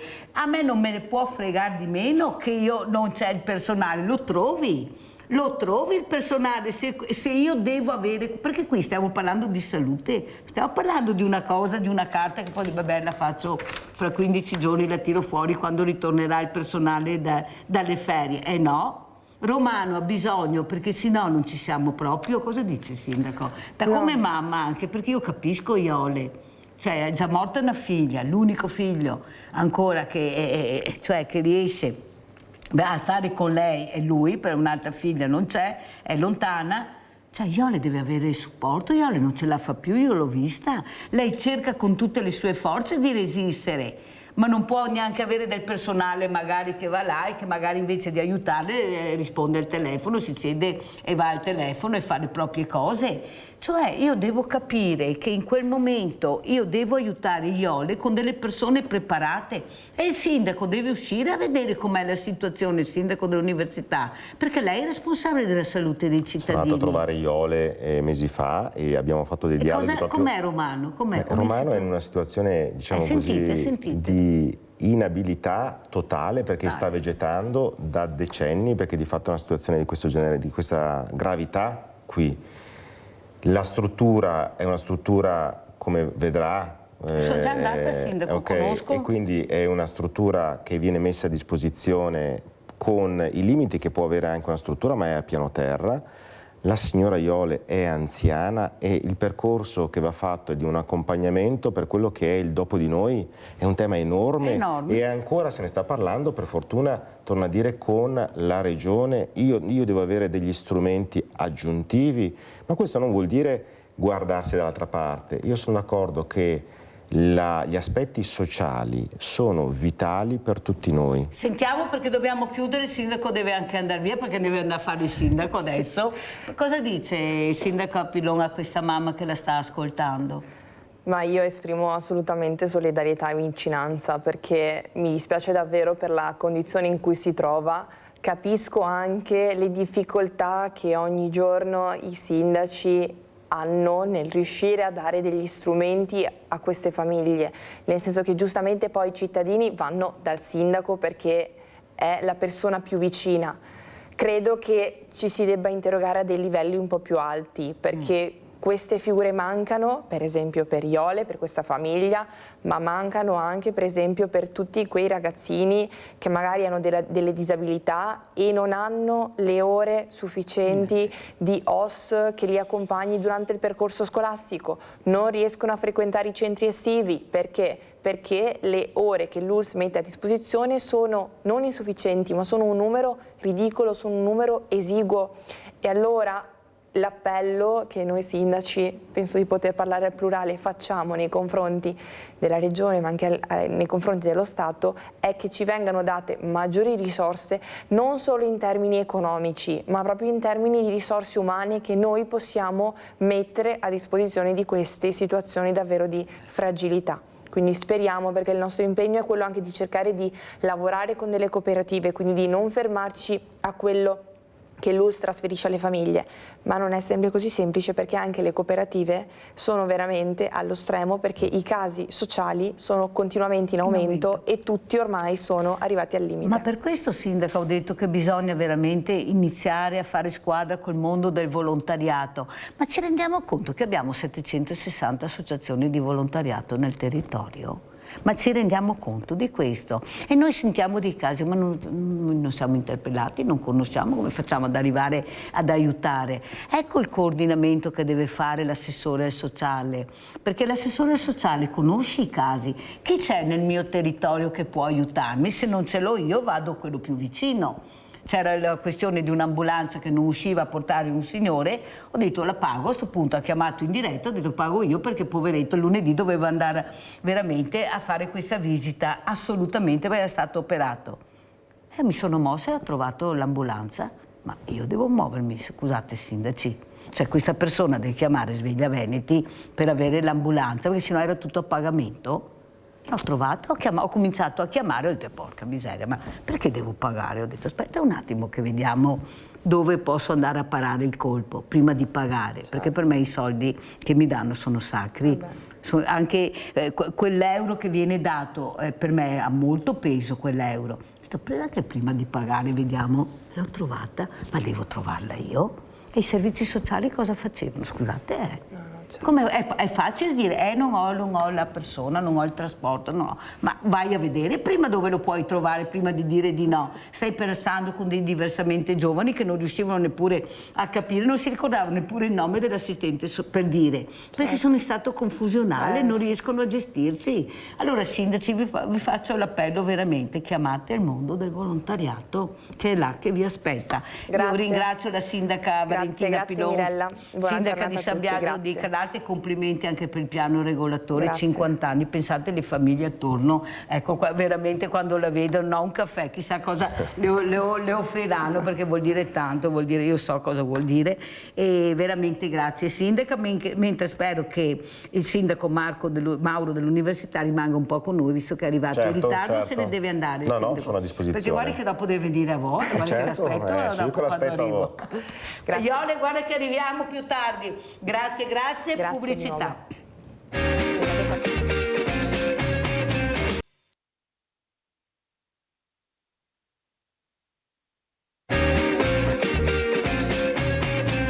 E saluto veramente Giuseppe Salvador, imprenditore, associazione La Speranza di Marco.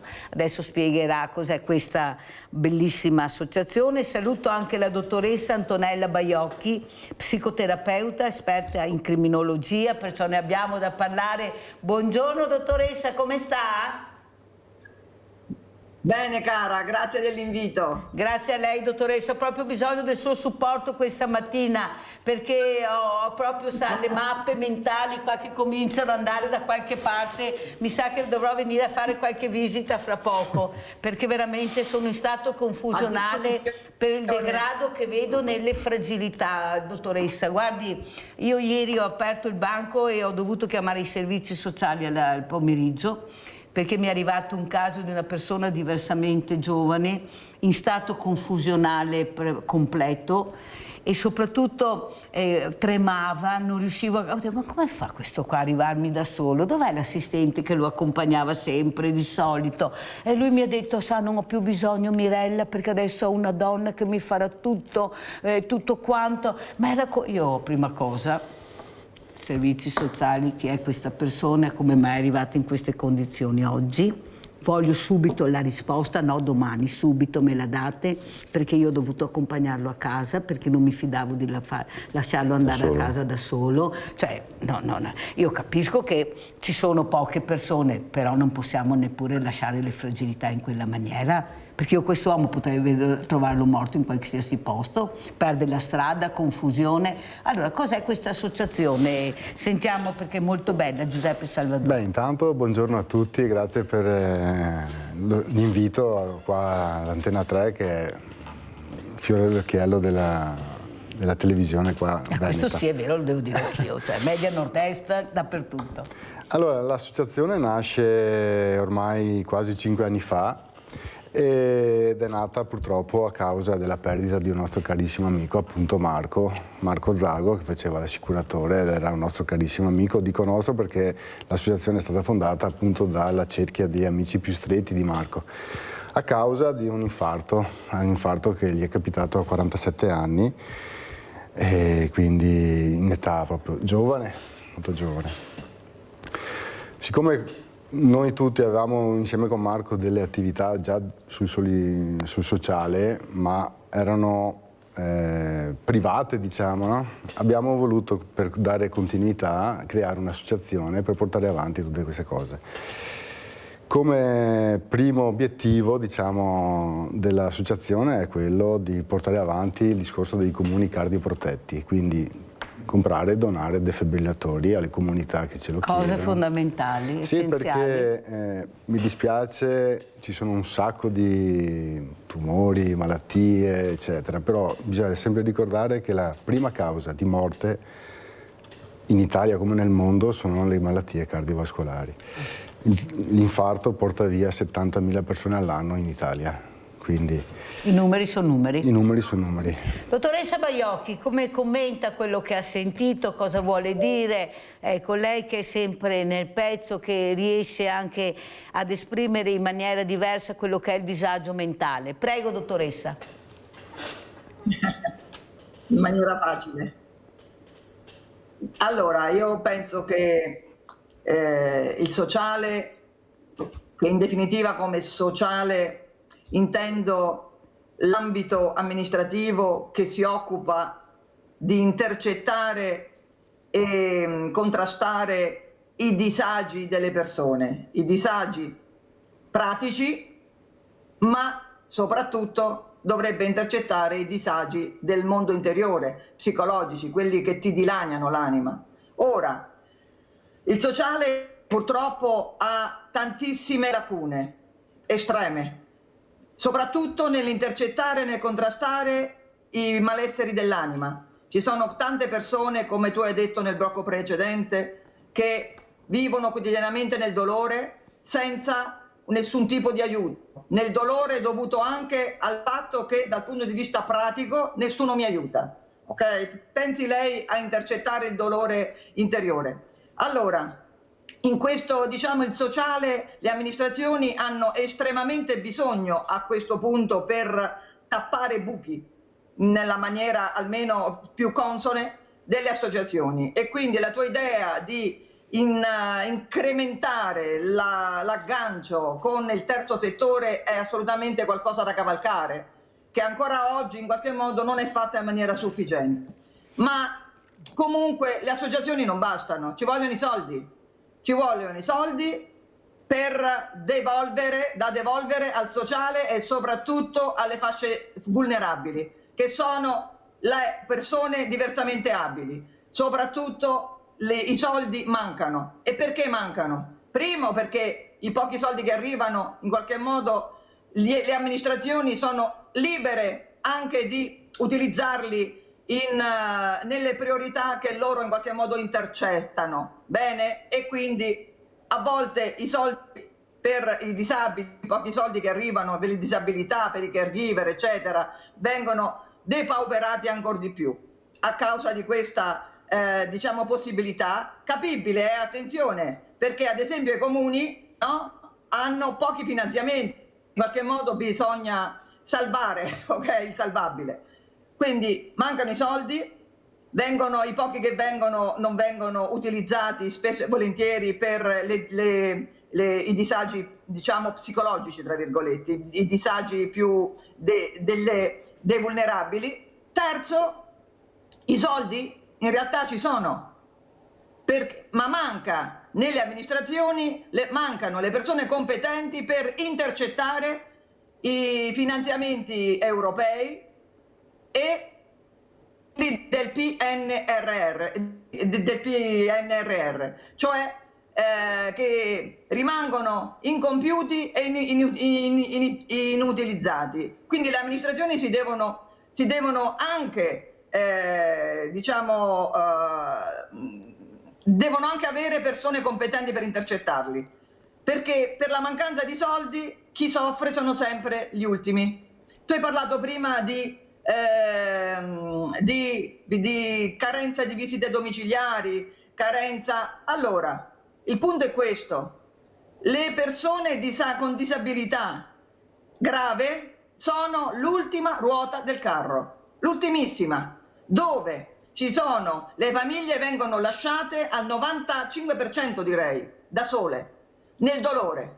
Perché?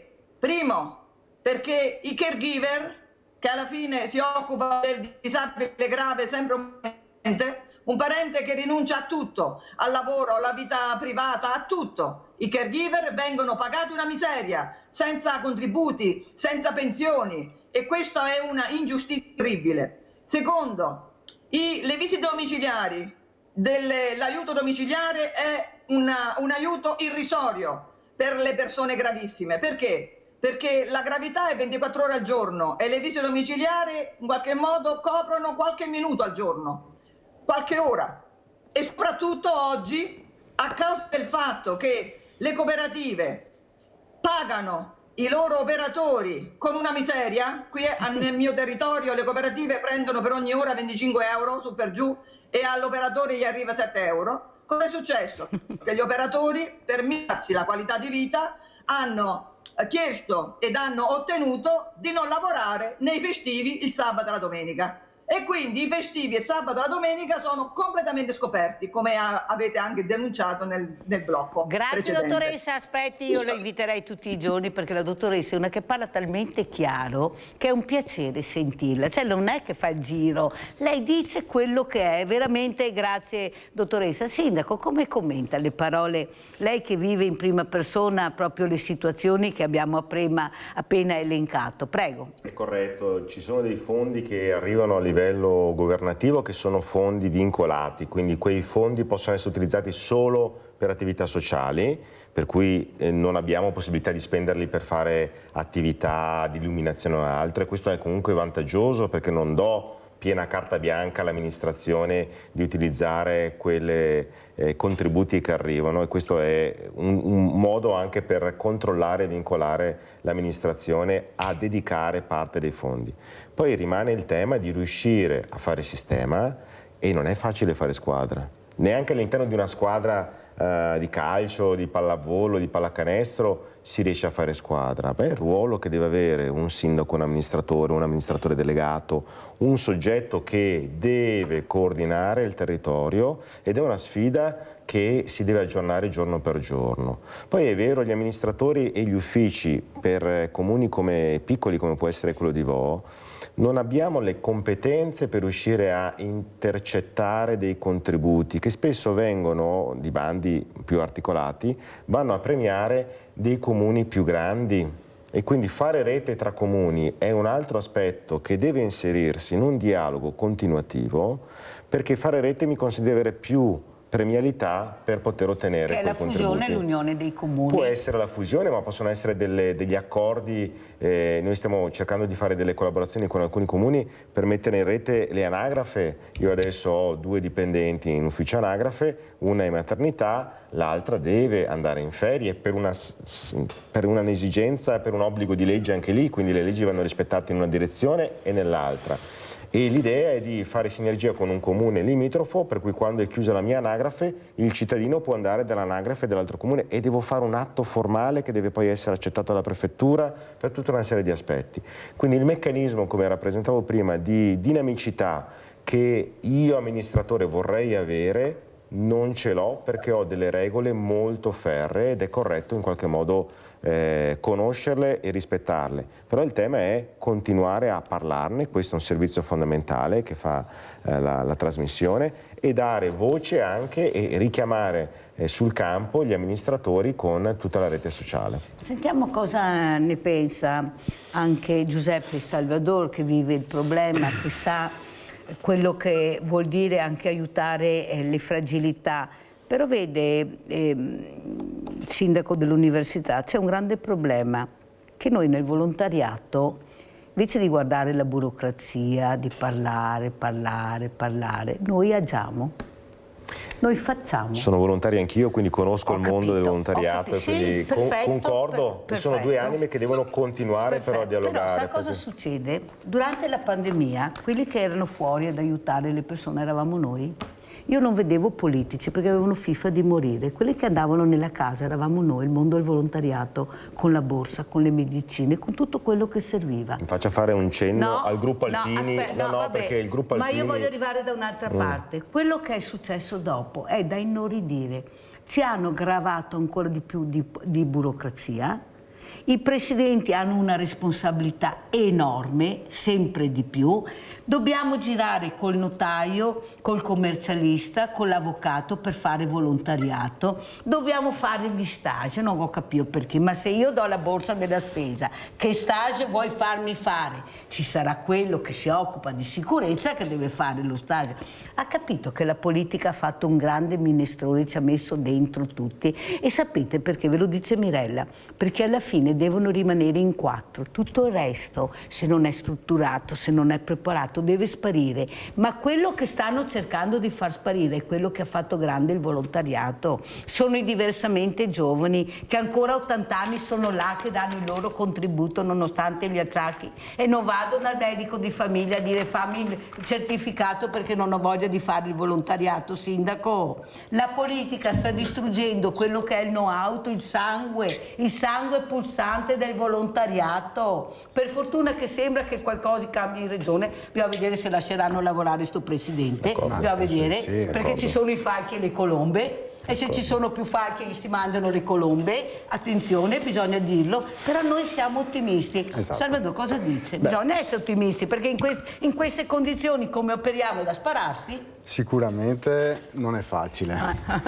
Noi siamo un'associazione giovane e cerchiamo di andare avanti con le nostre forze, in primis, non attendiamo i comuni, eccetera. Quindi la regione con Stefani e penso anche adesso il sindaco di Venezia sicuramente dei segnali. Sono giovani e vedo anche Stefani. Ad esempio ne parliamo. Ha fatto appena adesso sta legge, speriamo sia veramente utile. Vero sindaco? Questo che dico, è importante avere qualcuno che metta sul tavolo, e non era scontato che lo mettesse. Quindi noi dobbiamo, come amministratore, ma anche come sono un cittadino prima che essere amministratore, no? Guardare a una direzione. La direzione la sta segnando, è da dicembre che è entrato, diciamo, in gestione con tutte le difficoltà che stiamo citando tra falchi e colombe. Il punto è proprio quello di riuscire a guardarci, fermarci e riuscire a capire quanto è vitale il volontariato. Ho parlato prima del gruppo Alpini perché sono stati i primi 24 ore dopo la chiusura di Vo come zona rossa, che erano già sotto il comune pronti per poter portare assistenza al territorio. Ma io da solo come amministratore cosa potevo fare? Non ero io a gestire la pandemia in quell'epoca, ma parlo di amministratore, non ho le forze. Ma si rende conto che stavano eliminando gli alpini con RUNS, che non erano riusciti a iscriversi a RUNS, ma vi rendete conto di quello che ho detto io, che ho ragione? Quello che diceva adesso l'associazione, quanto difficoltà è avere le carte a posto, no? Io sto vivendo nuove associazioni che nascono sul territorio, ben venga, ma è estremamente complicato. No, noi abbiamo la fortuna di avere dentro come vicepresidente un avvocato che mi sta supportando in tutto. Tranquillo e sereno, sì, perché sennò... ma per dire, anche solo donare un defibrillatore non è delle semplice. Volte non è semplice, perché lo vuoi donare oggi, devi aspettare almeno quasi un mese di burocrazia, cioè non è fattibile. Dottoressa Baiocchi, allora come commenta? Poi salutiamo anche il sindaco Mauro dell'università, prego. Stavo riflettendo. Ci sono, sì, come dice il sindaco giustamente, c'è un garbuglio terribile di burocrazia, di intrecci che impediscono alle persone di buona volontà di fare il loro lavoro.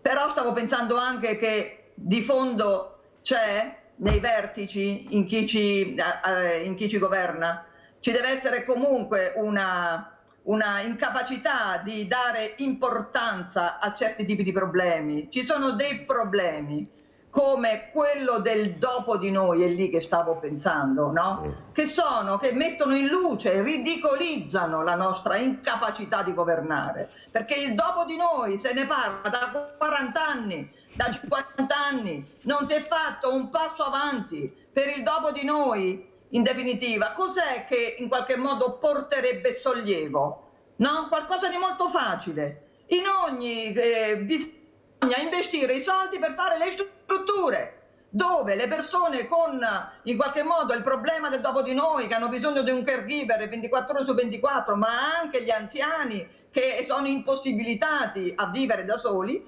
possono in qualche modo avere la speranza di entrare, possono essere accompagnati. Strutture, devi mettere gli operatori, punto, e devi farle nel territorio. Ma noi dico il governo, lo Stato, chi ci governa, dà priorità a tutt'altro, ok? Dà priorità alle armi, dà priorità a qualsiasi altra cosa. Per risolvere il problema di noi, o meglio, più che risolverlo, per limitarlo nella sua gravità, per portare sollievo, bisognerebbe fare questo: fai gli edifici, metti gli operatori, punto, dai in gestione alle cooperative, eccetera eccetera, e comincia a dare sollievo. Il dopo di noi è una cosa gravissima. Io che gestisco un centro di antiviolenza aperto a tutti, non solo alle donne, anche agli uomini, mi spiego, ho anche con tutta Italia, con tutte le associazioni che si occupano di intercettare le persone invisibili che soffrono nell'invisibilità, e non sono solo gli uomini vittime di violenza, sono anche i caregiver, sono anche quelli dei disabili gravi, le famiglie. Cosa ho visto? Che molte pensano all'eutanasia. Adesso dico una cosa terribile, ma è una verità, bisogna dirlo, vi spiego? Ok? Perché? Perché un caregiver, un genitore che sa che il modo si sta spegnendo e che lì ha un giovane impossibilitato a tirare avanti da solo, che nessuno se ne prende cura, alla fine il male minore diventa quello che nella normalità sembra il male peggiore, capisci? E mi fermo qui. No, ha fatto bene, perché sono queste le cose che preoccupano. Abbiamo sempre più suicidi, anche tra i giovani, e lo stress soprattutto è deleterio anche per il cuore. Ecco, qua, perché ho avuto proprio un cardiochirurgo l'altro giorno, perciò so quello che dico, perché lo dicono le persone competenti. Allora, Sindaco, cosa dice? Come ci lascia? Intanto poi ci vediamo, a voi se riesce ad arrivare con vediamo di andiamo a salutare Romano. Se no troviamo un'altra occasione, perché abbiamo tante iniziative. Approfitto il 31 di maggio, quindi a breve abbiamo una marcia alla nona per la SLA. Abbiamo avuto un concittadino che è mancato per una malattia, la SLA, e faremo una passeggiata alla nona edizione in mezzo ai vigneti, e anche per una raccolta fondi, perché dobbiamo riuscire a ragionare proprio anche nella Andiamo a vedere fondi. la marcia benefica.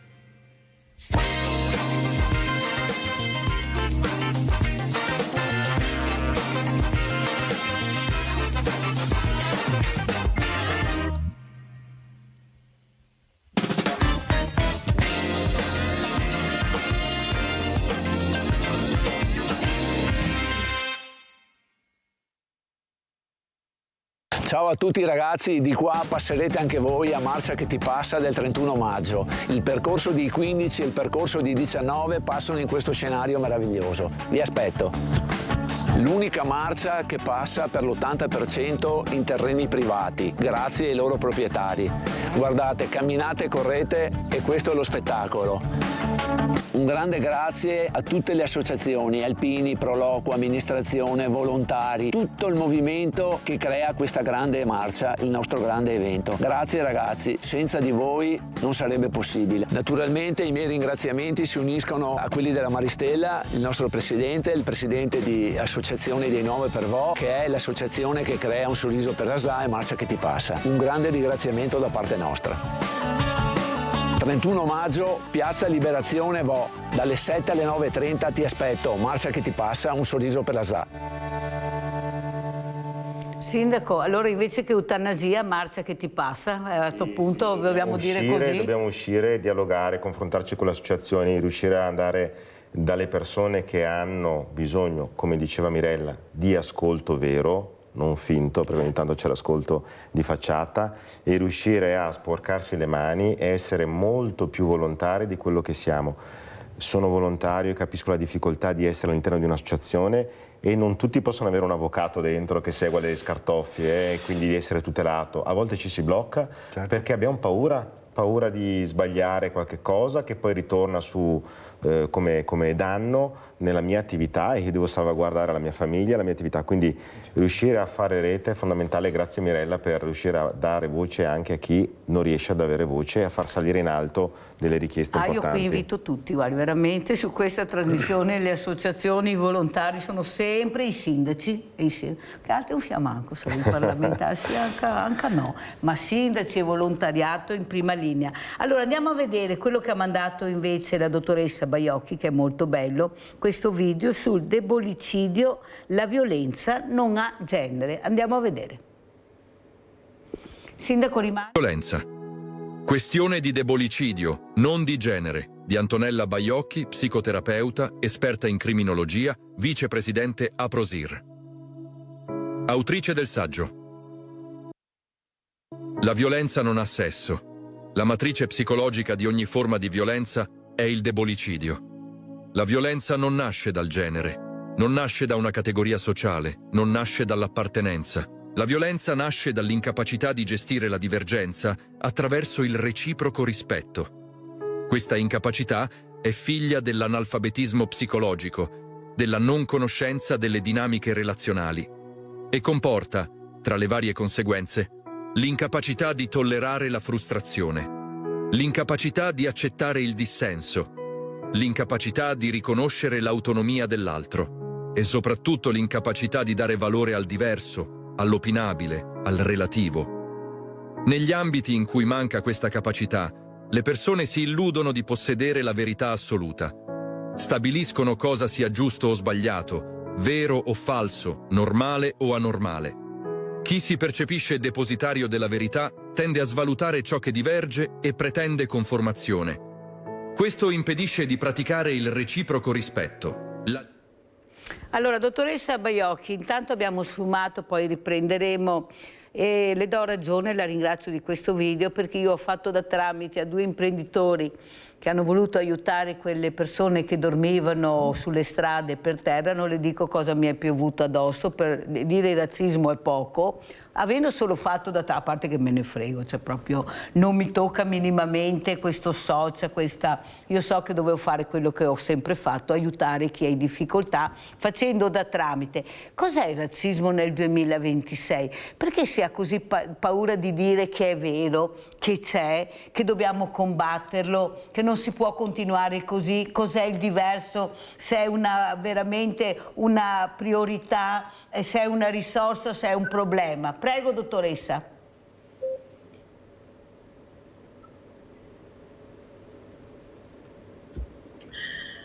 Allora, il razzismo come diciamo è sinonimo di discriminazione.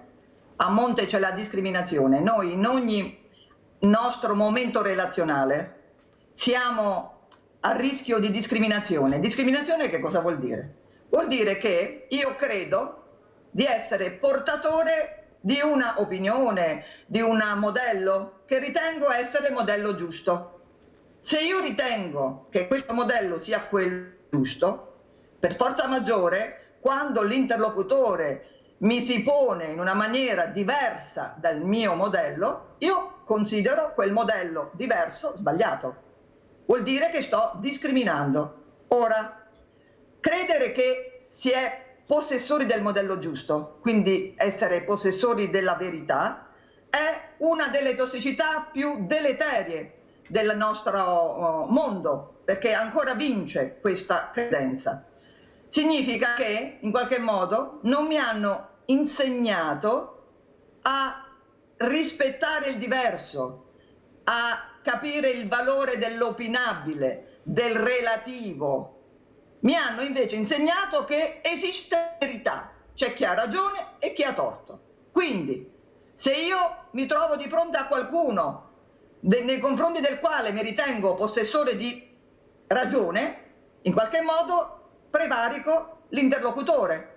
Perché? Perché cerco di far valere ciò che ritengo giusto. Ferma dottoressa, ferma, perché abbiamo Lino da invece... Mantova, se no mi cade la linea, sa come funziona. Vai Lino. Signora Mirella, lei e i suoi ospiti, buongiorno signora. Belli questi discorsi che fate, ma sono i giovani prima di tutto che devono capire ed aiutare quelli che hanno bisogno nel volontariato, questo, quella, e invece pensano appena a fare delle cose che non vanno bene, ammazzano e niente, accoltellano e niente, botte e niente. I giovani sono zero, la maggior parte, 70% sicuro, ma devono cambiare loro la testa, non la violenza solo. Aiutiamo e parliamo con le persone che hanno bisogno. Il sindaco che ho sentito prima ha parlato bene, molto bene, e anche lei. Non voglio dirvi altro, però io la vedo così. E devono andare in chiesa le persone, i giovani, capire un po'. Io ho parlato con Don Claudio Cipolla, che era mio amico quando ero qui a Mantova, ma ha detto i giovani sono vuoti, la vita non ha più senso. Arriveremo che ammazzano anche i genitori e così succede. Va bene, scusi se mi sono allungato. Grazie e complimenti alla trasmissione. Grazie a te Lino, salutiamo anche Mantova. Prego dottoressa Baiocchi, continuiamo, poi andiamo dal sindaco.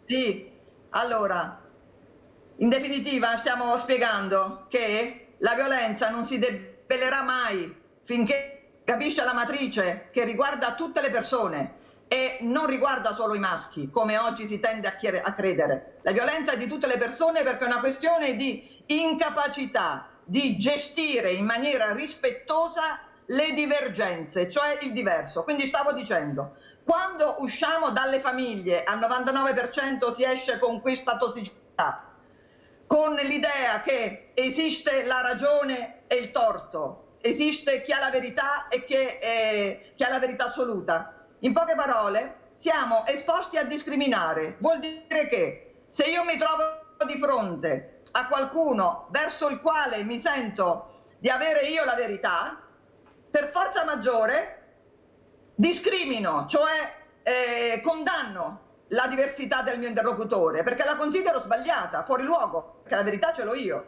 Quindi, se io mi trovo in una posizione di potere con questo interlocutore e credo che la verità sia la mia, quindi sono analfabeta psicologico, in posizione di potere cosa faccio? Lo sovrasto, gli faccio violenza, gli impongo di clonarsi al mio problema, alla mia punto di vista, alla mia verità. Se non si clona arrivo anche ad ammazzarlo. Mi spiego? Se io invece sono sempre analfabeta psicologico, quindi mi hanno insegnato che la verità esiste, ma mi hanno insegnato che la verità è fuori di me, io sono prevalentemente portatore di errore. Cosa succede? Che quando mi trovo di fronte a un interlocutore a cui do la verità in mano, che considero portatore di verità, in qualche modo divento suo adepto, divento sua vittima, lo faccio prevaricare il mio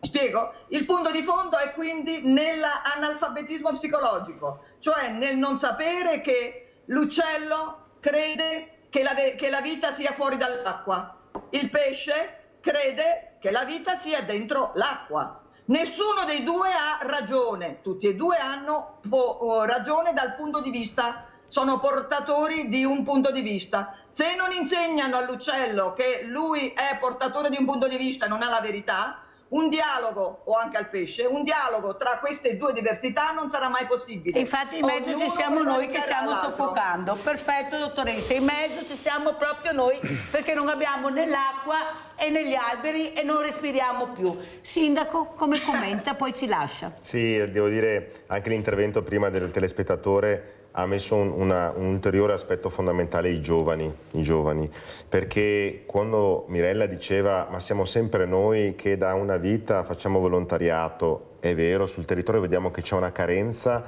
di nuove leve sotto tutti i punti di vista. Mi fa piacere avere l'imprenditore Salvador, diciamo che è giovane anche lui e si mette a disposizione perché una amicizia ha portato a guardare, ha portato i valori. Però è vero, e anche qui devo dire l'attenzione che questa nuova politica regionale sta dando anche ai giovani è un elemento a cui guardo con grande attenzione, perché dobbiamo guardare ai giovani e anche qui torna l'ascolto, perché l'ascolto passa per capire quali sono le esigenze. Io lo sintetizzo: rispetto al passato abbiamo fin troppo benessere e questo può essere un grande limite nel poter dare una mano, nel poter stare il sabato, la domenica a servizio di altri.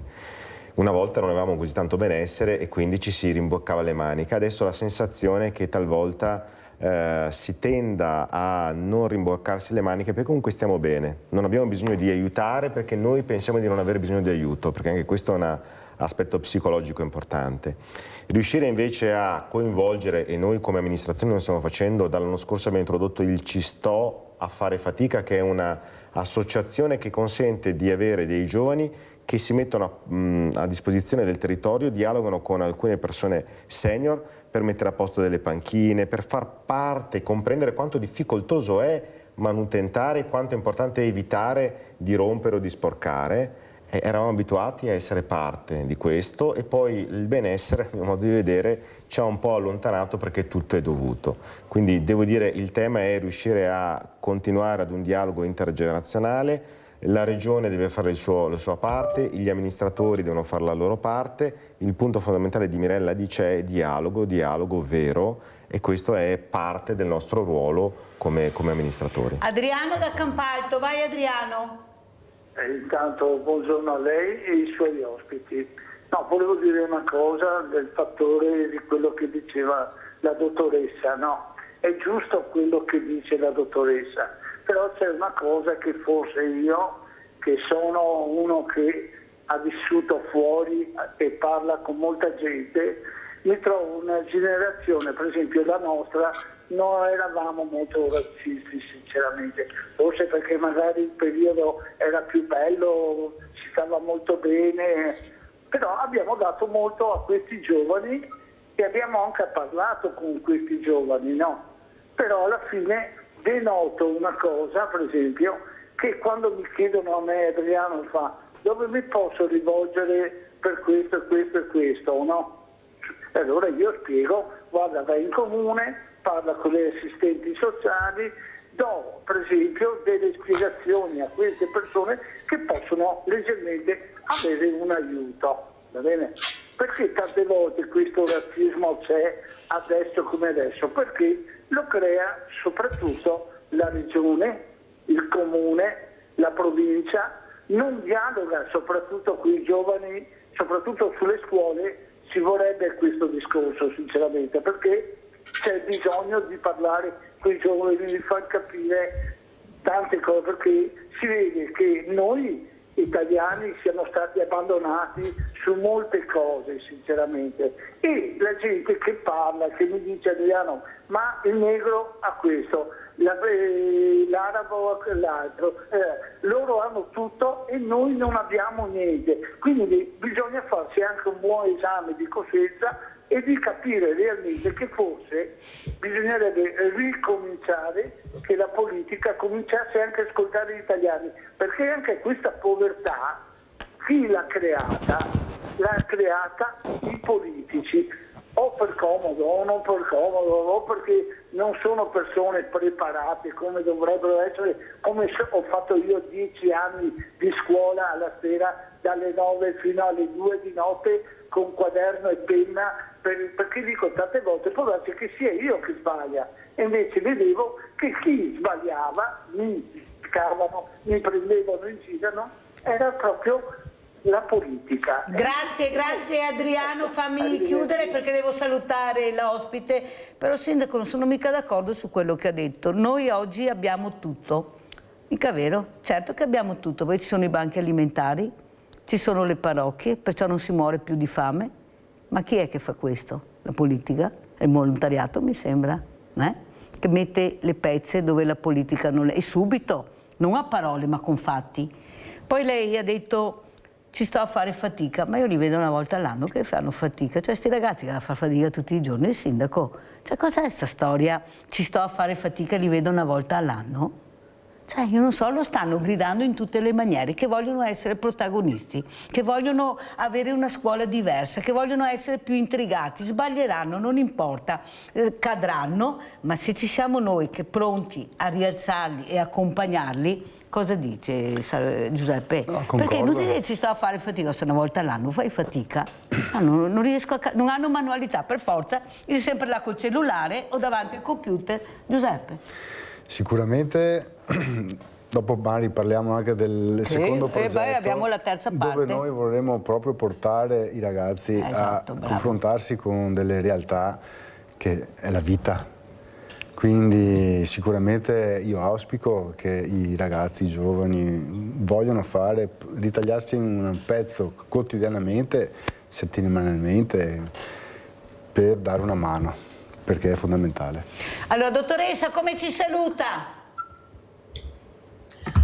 Vi saluto dicendo intanto che fai una bellissima trasmissione che in qualche modo dà gocce di consapevolezza.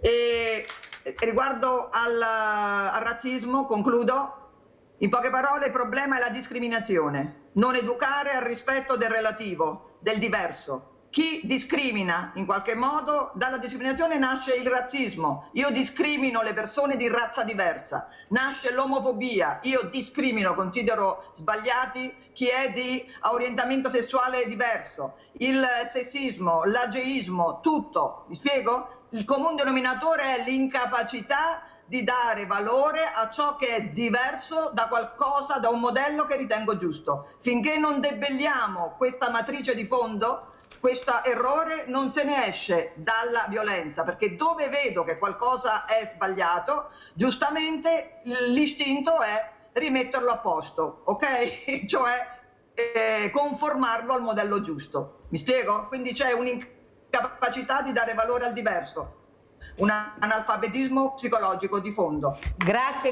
alla dottoressa Antonella Baiocchi di essere stata con noi, psicoterapeuta, esperta in criminologia. Sindaco, come ci saluta, con quale messaggio? Il messaggio è guardare ai giovani e al sociale. È fondamentale quello che si fa qui in questo tavolo, replicarlo con un dialogo trasversale. La multidiversità, il diverso si sta dicendo anche adesso, è un elemento fondamentale perché dà ricchezza.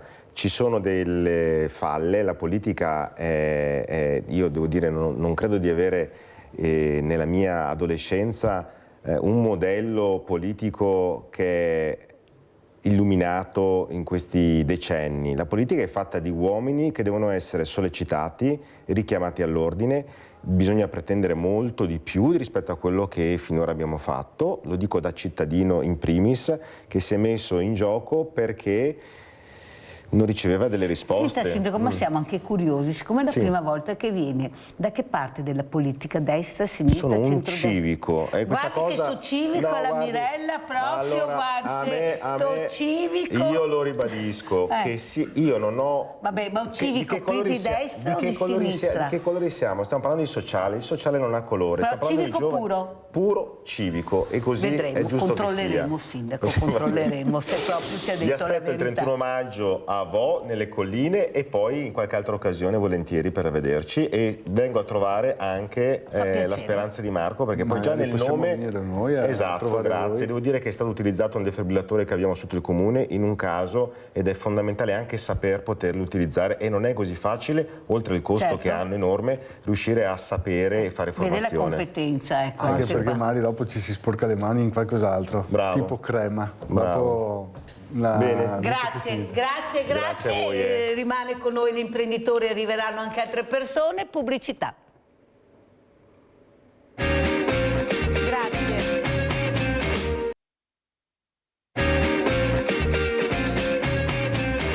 E siamo anche con altri ospiti. Adesso abbiamo in studio Federica Molin, che è vicepresidente di questa bellissima associazione La Speranza di Marco, ma saluto anche Gualtiero Dall'Osto, maestro mascheraio. Buongiorno Gualtiero, che piacere, dopo tanto ci risentiamo e ci rivediamo per fortuna, grazie di essere qui. Allora Gualtiero, cosa sta succedendo a Venezia? Sarà un nuovo sindaco, in regione si sono cambiate, a parte i falchi e le colombe, che bisogna vedere se ci saranno più falchi e colombe e come si lavorerà.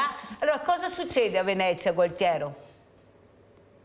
Beh, diciamo che è un bel periodo di movimento, c'è la Biennale, ci sono tante manifestazioni artistiche che coinvolgono la città. La città dall'esterno è molto viva. E dall'interno è un po' un peccato perché è sempre meno piena di abitanti veneziani, di residenti, di attività.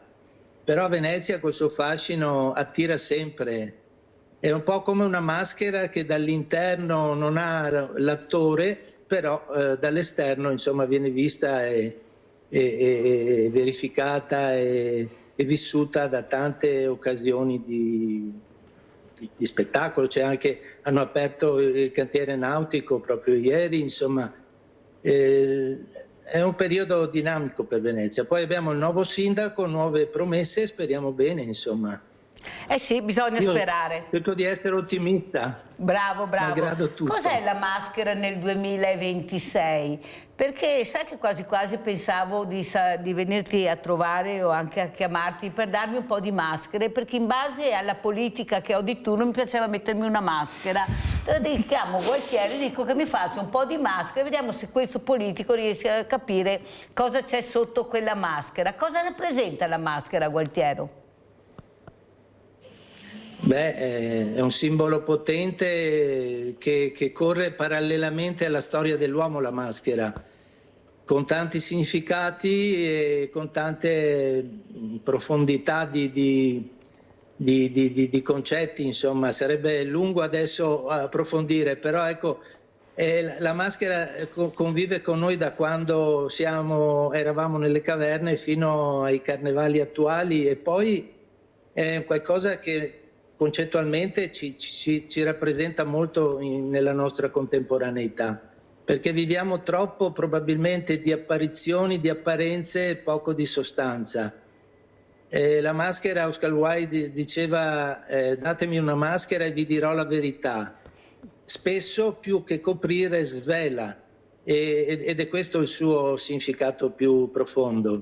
Bellissima questa frase, Gualtiero, bellissima. Più che nascondere, la maschera svela. Allora sentiamo anche cosa mi dice Federica Molin. Ecco, invece questo mondo del volontariato che non porta mai la maschera, che si presenta proprio nella sua semplicità, ma nella sua proprio completezza. Prego Federica. Sì, infatti la frase di Gualtiero mi aveva appunto fatto pensare che il volontariato non ha maschere. Quando noi facciamo del volontariato manifestiamo noi stessi, e quando facciamo volontariato riceviamo talmente tanta soddisfazione che ci sentiamo pieni, ci sentiamo realizzati. Per esempio noi con l'associazione, da quando Giuseppe nel 2022 è diventato campione del mondo di tiramisù alla Tiramisù World Cup di Treviso. Avete capito chi vi state vedendo? Tra l'altro con un tiramisù dedicato a Marco, quindi sempre comunque il nostro angelo ispiratore. E abbiamo pensato ad un'iniziativa particolare. Siamo venuti in contatto con delle RSA, delle strutture dove ci sono gli anziani che passano, diciamo, gli ultimi anni della loro vita, e andiamo lì e gli facciamo fare il tiramisù, ed è una gioia immensa vedere non solo come approcciano a quest'arte culinaria, ma come rievocano i propri ricordi, perché tutti hanno fatto il tiramisù. Vediamo le immagini per cortesia dalla regia proprio di questi eventi RSA di Giuseppe Salvador. Andiamo a vedere, prego Federica. Appunto, noi andiamo lì e portiamo loro 2 ore di gioia, 2 ore di allegria. Qui abbiamo la maschera però, Qui abbiamo la maschera perché purtroppo il primo defibrillatore eravamo in piena pandemia. Ecco, qui invece siamo al CEOD, quindi al centro disabilità della zona nostra di Chirignago, qui è l'altro defibrillatore che abbiamo donato a Castellanza, perché qui c'è un aspetto particolare. Il sindaco di Castellanza, qui è sempre il CEOD, quindi tutti i nostri ragazzi che hanno contribuito e che alla fine ci hanno abbracciato in un'affettuosa collaborazione. Ecco, qui stiamo appunto facendo... dicevo che a Castellanza, e questa è la donazione del defibrillatore che abbiamo fatto al CEOD appunto di Chirignago, che verrà comunque posizionato, perché i nostri defibrillatori vengono posizionati tutti all'esterno, quindi usufruibili da tutti. È importantissimo questo, Federica, sì. Complimenti. Qui ecco siamo sempre in un RSA, dovrebbe esserci fra poco un'immagine fantastica di come apprezzano il fare il tiramisù e il mangiarlo. Senti Giuseppe, mi è venuta un'idea. Sì. Io fortunatamente sono riuscita a vincere 2 Guinness del mondo. Ho fatto assieme a una squadra, ma l'idea è stata mia, lo devo dire, perché è vero, la bottiglia di grappa più grande del mondo e la tovaglia più lunga del mondo. E l'ho fatta all'interno della... Sì, siamo nel libro dei Guinness. Tutti mi dicevano che ero una pazza, che non ce l'avrei fatta. Invece se tu fai squadra, tu riesci a arrivare non lontano di più. Il problema è capire come fare, con chi fare la squadra. Perché non fare proprio il tiramisù più lungo del mondo, entrare? Cosa ne dite? Allora, nel libro del Guinness. Guarda che è difficilissimo. È difficile. Costa tantissimo, lo dico, perché credono che non ti regalano niente. Però sarebbe bello, visto che questo tiramisù veramente è diventato tiramisù, perché non fare il tiramisù più lungo del mondo? Cosa ne pensi? Dovremmo Giuseppe? farlo perché l'hanno fatto da poco. Magari comprare, ecco, l'hanno fatto da poco in Inghilterra. Perciò dovremmo battere quello. Allora è una sfida questa. Dobbiamo fare una squadra perché è una cosa molto complicata, ma sicuramente si può fare. Se c'è la volontà, si fa. Cominciamo a pensarla? Io ci sto. Cosa dici, Federica? Sì, è un'ottima idea, bellissima. Visto che poi si potrà anche gestirlo e dare la possibilità sociale. Facendo squadra, anche perché appunto già noi con la nostra squadra siamo nel piccolo, ma man mano stiamo crescendo e abbiamo sempre più persone che comunque vengono a collaborare sia nelle RSA e sia anche nella produzione dei tiramisù, perché comunque i tiramisù bisogna farli, li facciamo tutti noi, non ce li facciamo fare da nessuno, li facciamo noi. Non sarebbe bello creare un tiramisù più lungo? Perché sento questo tiramisù nel mondo, in Cina, in Giappone, però dobbiamo entrare nel libro del Guinness, allora dobbiamo... Noi non gli inglesi. Con gli inglesi il tiramisù anche il tiramisù è noto, il tiramisù gli è inglesi. Il tiramisù è nostro, Veneto, quindi... Anche i friulani tentai fai i furbi, ma il tiramisù è proprio nostro. Al mondo. Appunto. Gualtiero, cos'è questo know-how, questa creatività, questa veramente che ce l'abbiamo nel DNA, non c'è niente da fare, noi siamo dei creativi, nel design siamo i primi del mondo. Cos'è la creatività, Gualtiero? Tu che veramente la esprimi con queste maschere bellissime. Non mi hai mandato nessun video come al solito, neanche una mascheretta, proprio niente, niente, Gualtiero non si muove. Vai Gualtiero. No, si poteva farlo volentieri. Ma siamo un po' intrappolati. È sempre impegnato Gualtiero, è sempre impegnato. Però la creatività è un qualcosa che ci portiamo dietro dal Rinascimento e da sempre in Italia, insomma. Noi siamo persone creative che trovano le soluzioni e trovano anche l'occasione per risolverle di solito. Andrebbe coltivata meglio, insomma, la creatività, perché spesso noi per esempio a Venezia avevamo l'Accademia della Creatività, dell'Artigianato Artistico, e diciamo che lo stiamo perdendo a vista d'occhio, non c'è nessuno che se ne occupa di questa cosa. Io sono testimone proprio in 50 anni di questo declino. E non capisco perché fa parte del nostro DNA. Io adesso ho dei ragazzi in laboratorio che fanno l'alternanza scuola-lavoro, che sarebbe simpatico intervistare loro perché sono loro il futuro e non noi ormai, e che hanno in mano quello che avevo io alla loro età, insomma 18 anni, questa passione, questa voglia, questo entusiasmo e questa capacità anche di muovere la creatività, di muovere le mani, perché le mani sono un cervello di per sé, insomma, che stiamo perdendo in nome dei social e di apparecchi che insomma in qualche modo la limitano più che la sviluppano. E la creatività è una bella cosa che andrebbe coltivata come un orto, e invece c'è troppa erba infestante spesso che si lascia crescere, e in nome di non so cosa, di questo correre dietro a situazioni che non hanno la concretezza e la libertà della creatività, perché la creatività è anche terapia, ci aiuta a equilibrarci, a stare meglio, e forse anche per questo noi facciamo tanti laboratori che hanno successo, e dove la gente non pensa più a come passa il tempo, ma il tempo è passato proprio a misura di ognuno che occupa il tempo all'interno del laboratorio, e a sviluppare una situazione sua, unica, specifica, particolare, che è quella di decorare una maschera, di sviluppare un progetto, e questo dà una soddisfazione particolare anche a livello di equilibrio psicologico, mentale, e di rientrare in sintonia, insomma, con quello che siamo anche dentro di noi, non solo nelle apparenze esteriori. Guarda Gualtieri, io sto guardando due maschere in particolare, questo sole che è dietro le spalle, un po' questo sorriso sornione, e la luna triste. Sai cosa vedo? Vedo il presente e il futuro.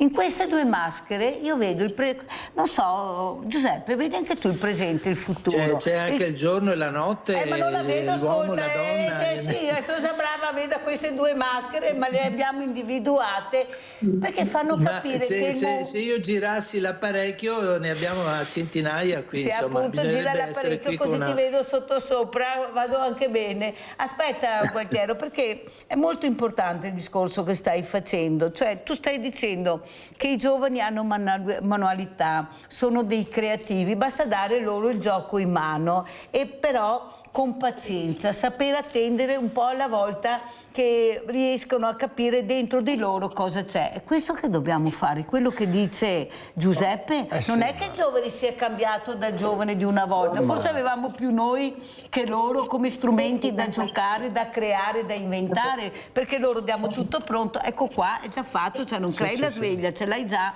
Cosa dici Giuseppe? Tu che invece col tiramisù vedi anche tu la creatività. È come una volta nelle aziende l'apprendistato. Bravo. C'è l'apprendistato anche nella vita, e nella vita nel sociale. Quindi se magari riusciamo a portare anche, per dire, i ragazzi nelle RSA per far vedere la realtà della vita, che è quella, e magari interloquire con gli anziani che ti raccontano centinaia di storie, vero no Federica? Sì. È bello questo, ti fa crescere anche, ti fa star bene dentro il cuore. Sai che non sono d'accordo dei ragazzi nelle RSA, cioè nel senso che non devono andare nelle... Cioè, io proprio non sono d'accordo, specialmente con quelli più furbi, quelli che hanno superato la riga e che mettono là per far chissà, poi io trovo l'anziano da una parte, io col telefonino da un'altra. Lo dicono anche i ragazzi stessi. Telefonini a casa. Ecco, gli studenti che ho dicono se uno sbaglia non è questo il percorso da fare, devono avere percorsi più duri. Ma quello che mi spaventa è quello che dice Gualtiero, che questi ragazzi con i quali io parlo, quelli sopra le righe, Federica, sono proprio i più fragili. Quelli che magari hanno una creatività che è talmente rabbiosa dentro di loro, questa creatività, e che non riescono a esplodere nella maniera giusta. Ed ecco che viene fuori quello sbagliato, il ragazzo più sbagliato che ci possa essere. Cosa dici Federica, invece accompagnarli? Concordo pienamente, anche perché il ragazzo che chiamiamo difficile, che chiamiamo disagiato, ha in realtà dentro di sé un percorso di frustrazione, di rabbia, come diceva la dottoressa prima, la frustrazione al rifiuto, al fallimento. Adesso i nostri giovani, io sono anche all'interno delle scuole e quindi lo vedo. Concordo anche con te nel dire che il percorso deve essere un po' più duro nel momento in cui, e non è una punizione, è un percorso per condurre i ragazzi a capire cosa sono e cosa vogliono. Ben vengano dei laboratori, come diceva Gualtiero, ma fatti in determinate fasce di età, in modo tale da far capire al ragazzo se è portato per quella attività creativa. Può essere una maschera, può essere un laboratorio d'arte, può essere un laboratorio culinario, un laboratorio di tiramisù. Può essere la musica, può chissà. essere la musica, Esatto. qualsiasi forma artistica, dove lui possa esprimersi. La difficoltà, secondo me, è veramente nei giovani e nelle famiglie che sono dietro di capire a cosa è portato il ragazzo. Intanto è una frase fatta, è una frase che si sente sempre dire, ma non dobbiamo riversare sui nostri figli le ambizioni nostre. I genitori non dovrebbero riversare le ambizioni personali, perché magari non sono riusciti loro, oppure perché vedono il figlio. I nostri figli sono tutti belli, sono tutti bravi, ma bisognerebbe veramente identificare e aiutarli a scoprire qual è la loro potenzialità anche in ambito creativo, perché non dobbiamo essere tutti avvocati, ingegneri, commercialisti, dottori, può esserci anche l'artista, Gualtiero con le maschere, Murano con i vetri, Burano, perché i miei sono di origine di Burano, Ecco. con i merletti. Ah, ecco perché sei una creativa, hai capito perché? La radice che viene fuori, lasciamo parlare, le radici saltano fuori. In realtà io personalmente vado poco d'accordo con l'arte, nel senso che non ho manualità artistica, però per esempio mio papà sì, aveva una tipografia, mia sorella ha fatto il liceo artistico, per cui ma deve venire fuori appunto questa creatività. Giuseppe stesso nell'arte, nel suo lavoro, che è quello di posare pavimenti in legno, ha una creatività per esempio molto maggiore rispetto alla mia. Ma il problema appunto secondo me è proprio aiutare i giovani, cercare di vedere nei giovani, soprattutto quando manifestano queste situazioni di disagio. A scuola diciamo è oppositivo, no, non è oppositivo, sta manifestando qualcosa e sta all'adulto cercare di capire, magari anche con una buona preparazione inerente al proprio lavoro, capire che cosa ti sta comunicando il ragazzo e indirizzarlo. E quando Giuseppe diceva portare i ragazzi nell'RSA, non come percorso, ma affiancarli a noi e fare noi, e allora fanno sono con noi, e allora sono d'accordo. Io porto mia figlia perché si rende disponibile naturalmente, ma vengono accompagnarli nel percorso, no? Sì. Esatto, è diverso l'accompagnamento. Sì. E noi lo facciamo in laboratori con i ragazzi disabili, ma anche con adolescenti normodotati e anche con adulti. E quando lo facciamo è in condivisione questo laboratorio, perché naturalmente non abbiamo la possibilità di far fare a ognuno un frollino, quindi impastare, detta molto, molto semplicemente. Quindi il frollino e la crema la devono passare, quindi devono condividere la crema, è fatta assieme. Poi ognuno si fa la propria opera d'arte, la propria coppetta. Anziani, ragazzi, disabili, però è una condivisione, fanno assieme. E allora, no, tu lo fai male, no, tu lo fai bene, ma mescola di più, ma mescola di meno. E quindi questo crea comunque rete e crea condivisione tra i ragazzi. Sai, Gualtiero, cosa abbiamo fatto a Villa Margherita? Quando abbiamo avuto questi ragazzi che venivano, questi diversamente agili, questi diversamente giovani, tutti assieme, abbiamo fatto le maschere, abbiamo preso delle maschere bianche e ognuno di loro disegnava la propria maschera. Guarda, non hai idea la felicità. Proprio se la sono portata a casa, cioè l'ho creata, ecco qua la creatività, questa l'ho creata io, sentire e dire ma che bella, ma come hai fatto, ma come ti è venuto in mente di disegnare, forse quello che dici tu, basterebbe solo ascoltare questi bambini, questi ragazzi, ma i genitori hanno fretta, la scuola è ingessata, la politica non ne parliamo, prima chiedi qualcosa, prima roba, vuoi soldi, cioè pensano sempre ai soldi, sì ho capito, ma aspetta prima che vorrei spiegarti anche il progetto, prima di dire se voglio soldi, cioè cos'è l'attesa nella creatività? Perché c'è attesa e attesa, questo ragazzo è piccolo, c'è un'attesa nella crescita, non è che cresce subito in poco tempo. Certo che con gli strumenti che abbiamo, io vedo quando gli diamo il microfono, cioè veramente rimani incredibilmente stupito da quello che dicono, da come si esprimono. Ecco, questa creatività, cos'è per un bambino che poi cresce? Ecco, da dove si nota? Come vedi tu questi ragazzi, questi giovani?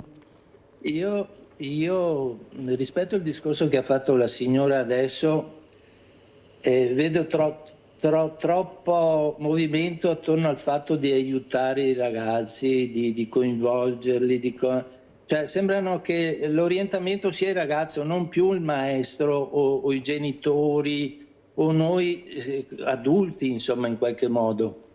Cioè, io ho imparato tanto dalle persone rubando con l'occhio, vivendo dentro dei laboratori, ma non perché aiutassero me, ero io che ero incuriosito, entusiasta di avere queste occasioni qua.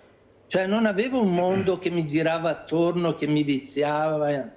Io vedo un mondo che vizia troppo attorno a delle proposte, a delle idee, a degli aiuti.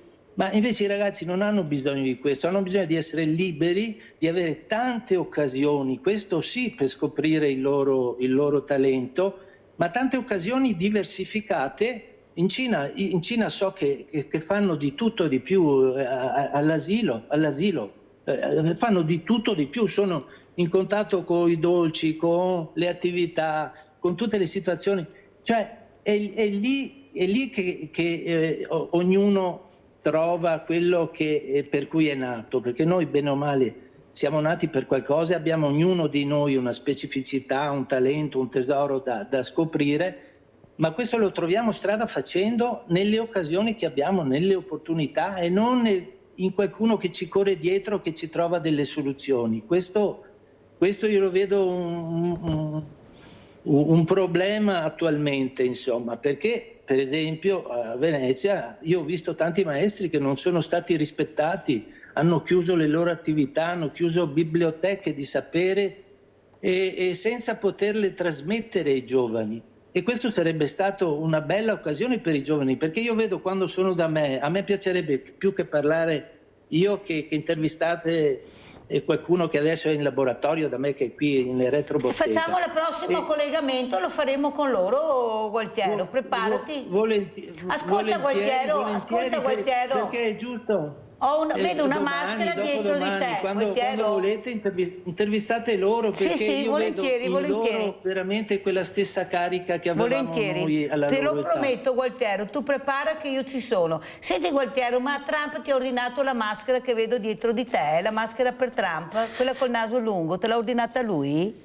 No, io ne ho fatta una di Trump, magari posso anche prenderla.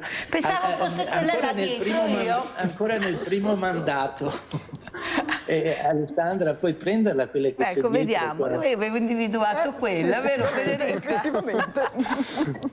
Quella di Trump è attaccata qua dietro. Ecco, ascolta, perché hai pensato di fare la maschera Trump? Ma è stata in un'occasione di laboratorio con dei giovani che uno si è proposto e allora l'abbiamo studiata insieme e l'abbiamo messa in pratica e in sviluppo. Adesso vediamo se la trova l'Alessandra, perché io so dov'è, ma qui... Giuseppe, cosa vuoi dire a Gualtiero dopo quello che ha detto? Comunque noi eravamo sicuri che quella fosse la maschera che ti aveva ordinato Trump, ma adesso vediamo l'altra maschera. Cosa vuoi dire, Giuseppe? Questa creatività che dice basta cercarle altrove, aver pazienza però. Sicuramente noi siamo una possibilità per questi ragazzi, se possono pensare che sia di loro gradimento fare un'esperienza del genere, dopodiché libero sfogo alla loro creatività. Ah, eccola qua. Eccola qua, fammi vedere.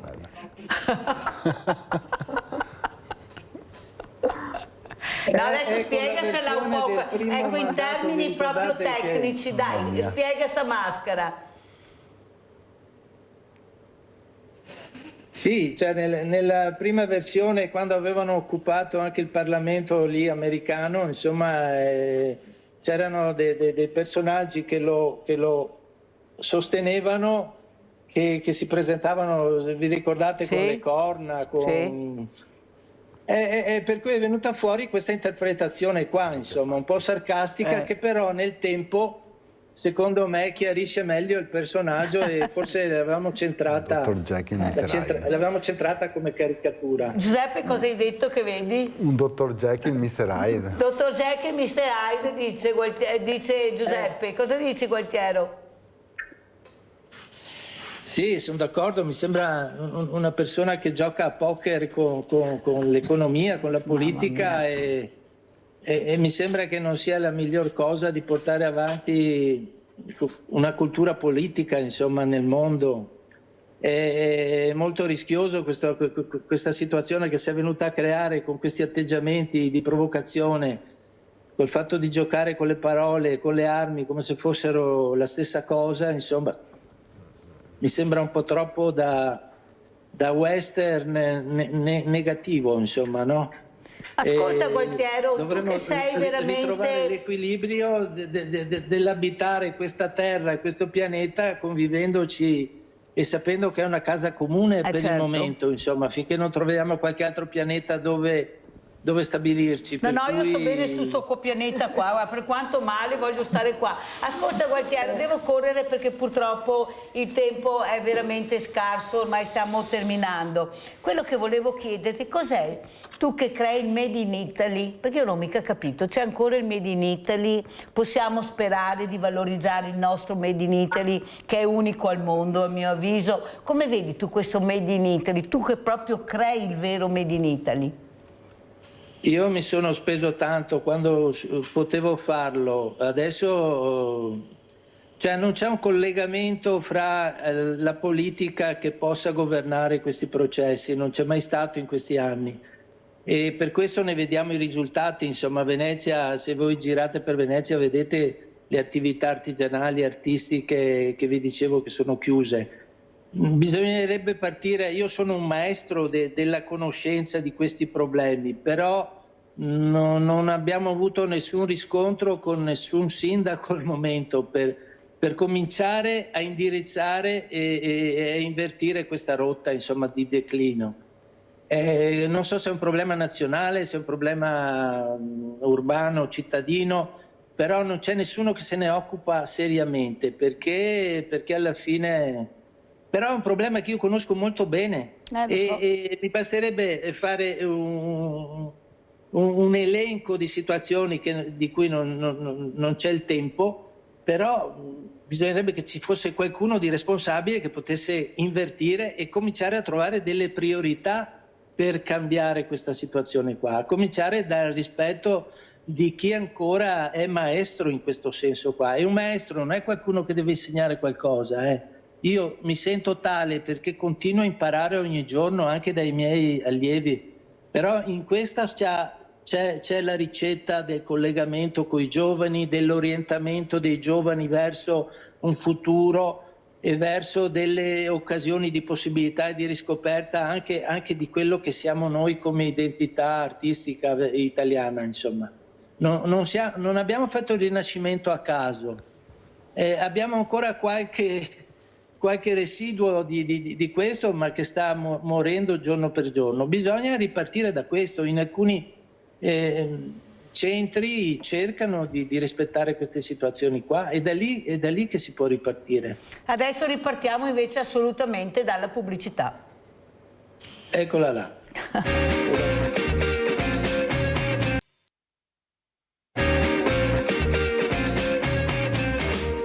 Allora, continuiamo anche questo importante discorso che stavamo facendo con i miei ospiti, che è la creatività. Federica, cosa vuoi dire a quello che ha detto il nostro Gualtiero, in base proprio ai giovani, alla creatività, a questa voglia di riuscire a esserci, moderare la rabbia con la manualità magari? Sì. Prego. Sì, moderare la rabbia con la manualità o comunque esprimere il proprio disagio anche concretamente, appunto, creando, inventando qualcosa e mettendo proprio, come si dice, le mani in pasta in tutti i campi, in tutti i settori.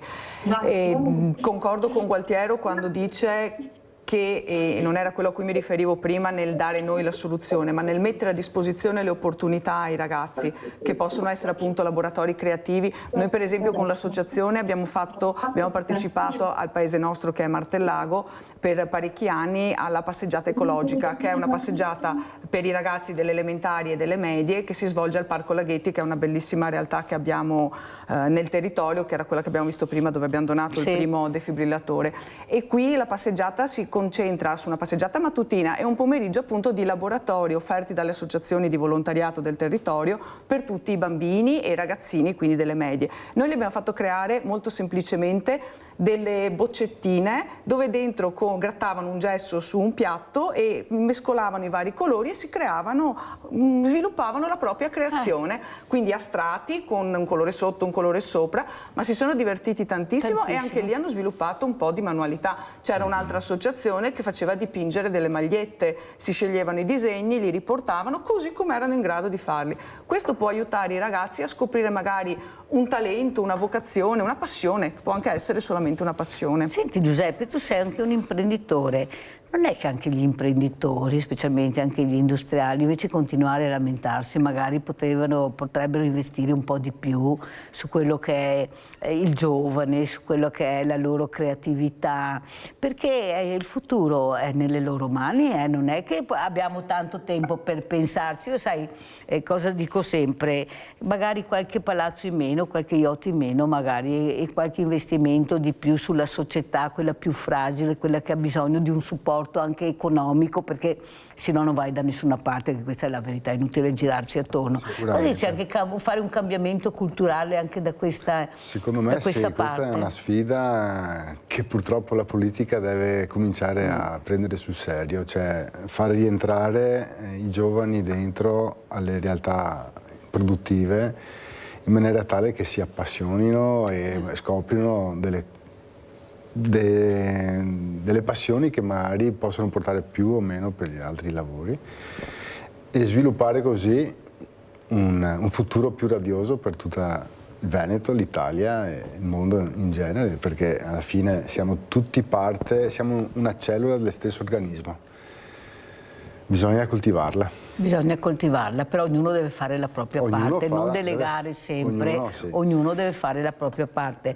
Io ringrazio veramente Gualtiero Dall'Osto, maestro mascheraio, grazie Gualtiero. Sai cosa ti prometto? Che verrò nel tuo studio con i ragazzi a fare l'intervista, la faremo direttamente così vedrò finalmente le tue meravigliose maschere, perché guarda, guardando così sono una più bella dell'altra, perciò ti prometto che verrò a fare questa intervista con i ragazzi, con questi creativi, vero Federica? Giusto. Andremo a conoscere questi creativi che credono ancora alle maschere, che sono stanchi di vedere le solite maschere in giro, ma che vogliono loro creare le maschere. Grazie Gualtiero, grazie veramente anche, grazie veramente a Federica Molin, grazie anche al nostro Giuseppe Salvador, Associazione La Speranza di Marco, che abbiamo avuto ospiti questa mattina, e grazie anche a voi. Adesso andiamo a vedere il vostro assegno.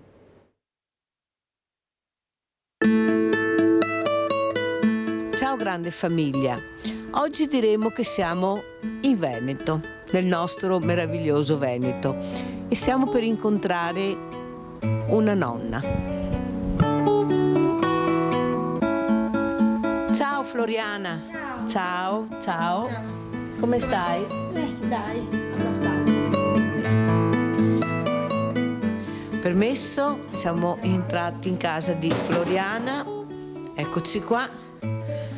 Allora ci accomodiamo. Sì. Prego. Allora, Floriana è una mamma e una nonna. Floriana mi ha chiamato, mi ha detto: Mirella, io non ho più lavoro perché la ditta mi ha lasciato a casa, non so cosa fare, ho figli, ho problemi, io non ce la faccio più. Allora, intanto spieghiamo bene chi è Floriana. Floriana è una mamma, una nonna, è una donna che ha sempre lavorato, che ha mantenuto la sua famiglia, è sempre andata avanti, diciamo, a stenti, no, ecco. Però diciamo ti sei sempre rimboccata le mani. Sì, sempre. Però raccontiamo un po' il periodo della tua vita, perché tu sei venuta via dal sud, sì, perché avevi un marito violento, visto che abbiamo parlato di femminicidi. Al sud avere un marito violento è ancora peggio, secondo me, di qui da noi. È sempre peggio, tu però da voi fate una fatica enorme, però tu hai avuto il coraggio di dire basta e di lasciare il tuo paese e di venire qui al nord con i tuoi figli. Sì, io ho lasciato tutto là perché là avevo il lavoro, perché lui non lavorava, non voleva lavorare. Avevo 5 figli e allora, arrivato a un certo punto, perché c'era una situazione bruttissima, ecco, io ho parlato anche con la polizia, con i carabinieri, veniva sul posto di lavoro e allora ho fatto la cosa che io ho ritenuto più giusta per i miei figli, che non vivono nel terrore, perché volevo che crescessero un po' in pace. Allora mi sono fatta 2 valigie, me li sono presa, ho lasciato tutto, ho lasciato tutto là, tutto. Floriana, quando tu senti parlare di femminicidi, hai sentito i numeri di quest'anno, una cosa incredibile, tu che hai provato, cosa vuoi dire a queste donne che non si decidono di lasciare questi uomini violenti, di non fare le denunce perché i figli, perché la casa, perché il lavoro, perché i soldi, ma come si fa a stare con un uomo violento? Tu hai provato, ti picchiava tuo marito? Sì, mi picchiava, sì, anche le bambine. Allora, c'è paura. Io le capisco perché l'ho passata, c'è tanta paura, non hai tanta protezione, devo dire la verità, però devi farti coraggio ad affrontarla, perché se tu affronti una situazione e dici basta, non devi avere paura di quell'uomo, perché è un uomo. Io sono stata sia psicologicamente sia fisicamente malmenata, però ho avuto la forza perché guardavo i miei figli. Loro sono stati la mia forza, perché non si può crescere in un ambiente, una persona che proprio ti bastona dalla mattina alla sera, ti fa lavorare, ecco. Ma perché quest'uomo era violento? Quando tu l'hai conosciuto era violento? No, quando se non lo sposavo è normale. Io non ci credo, perché secondo me tante persone me lo dicono, ma hai fatto 5 figli, ma io lo so come li ho fatti 5 figli, non possono capire. Allora, la persona che non vive una situazione non può capirla.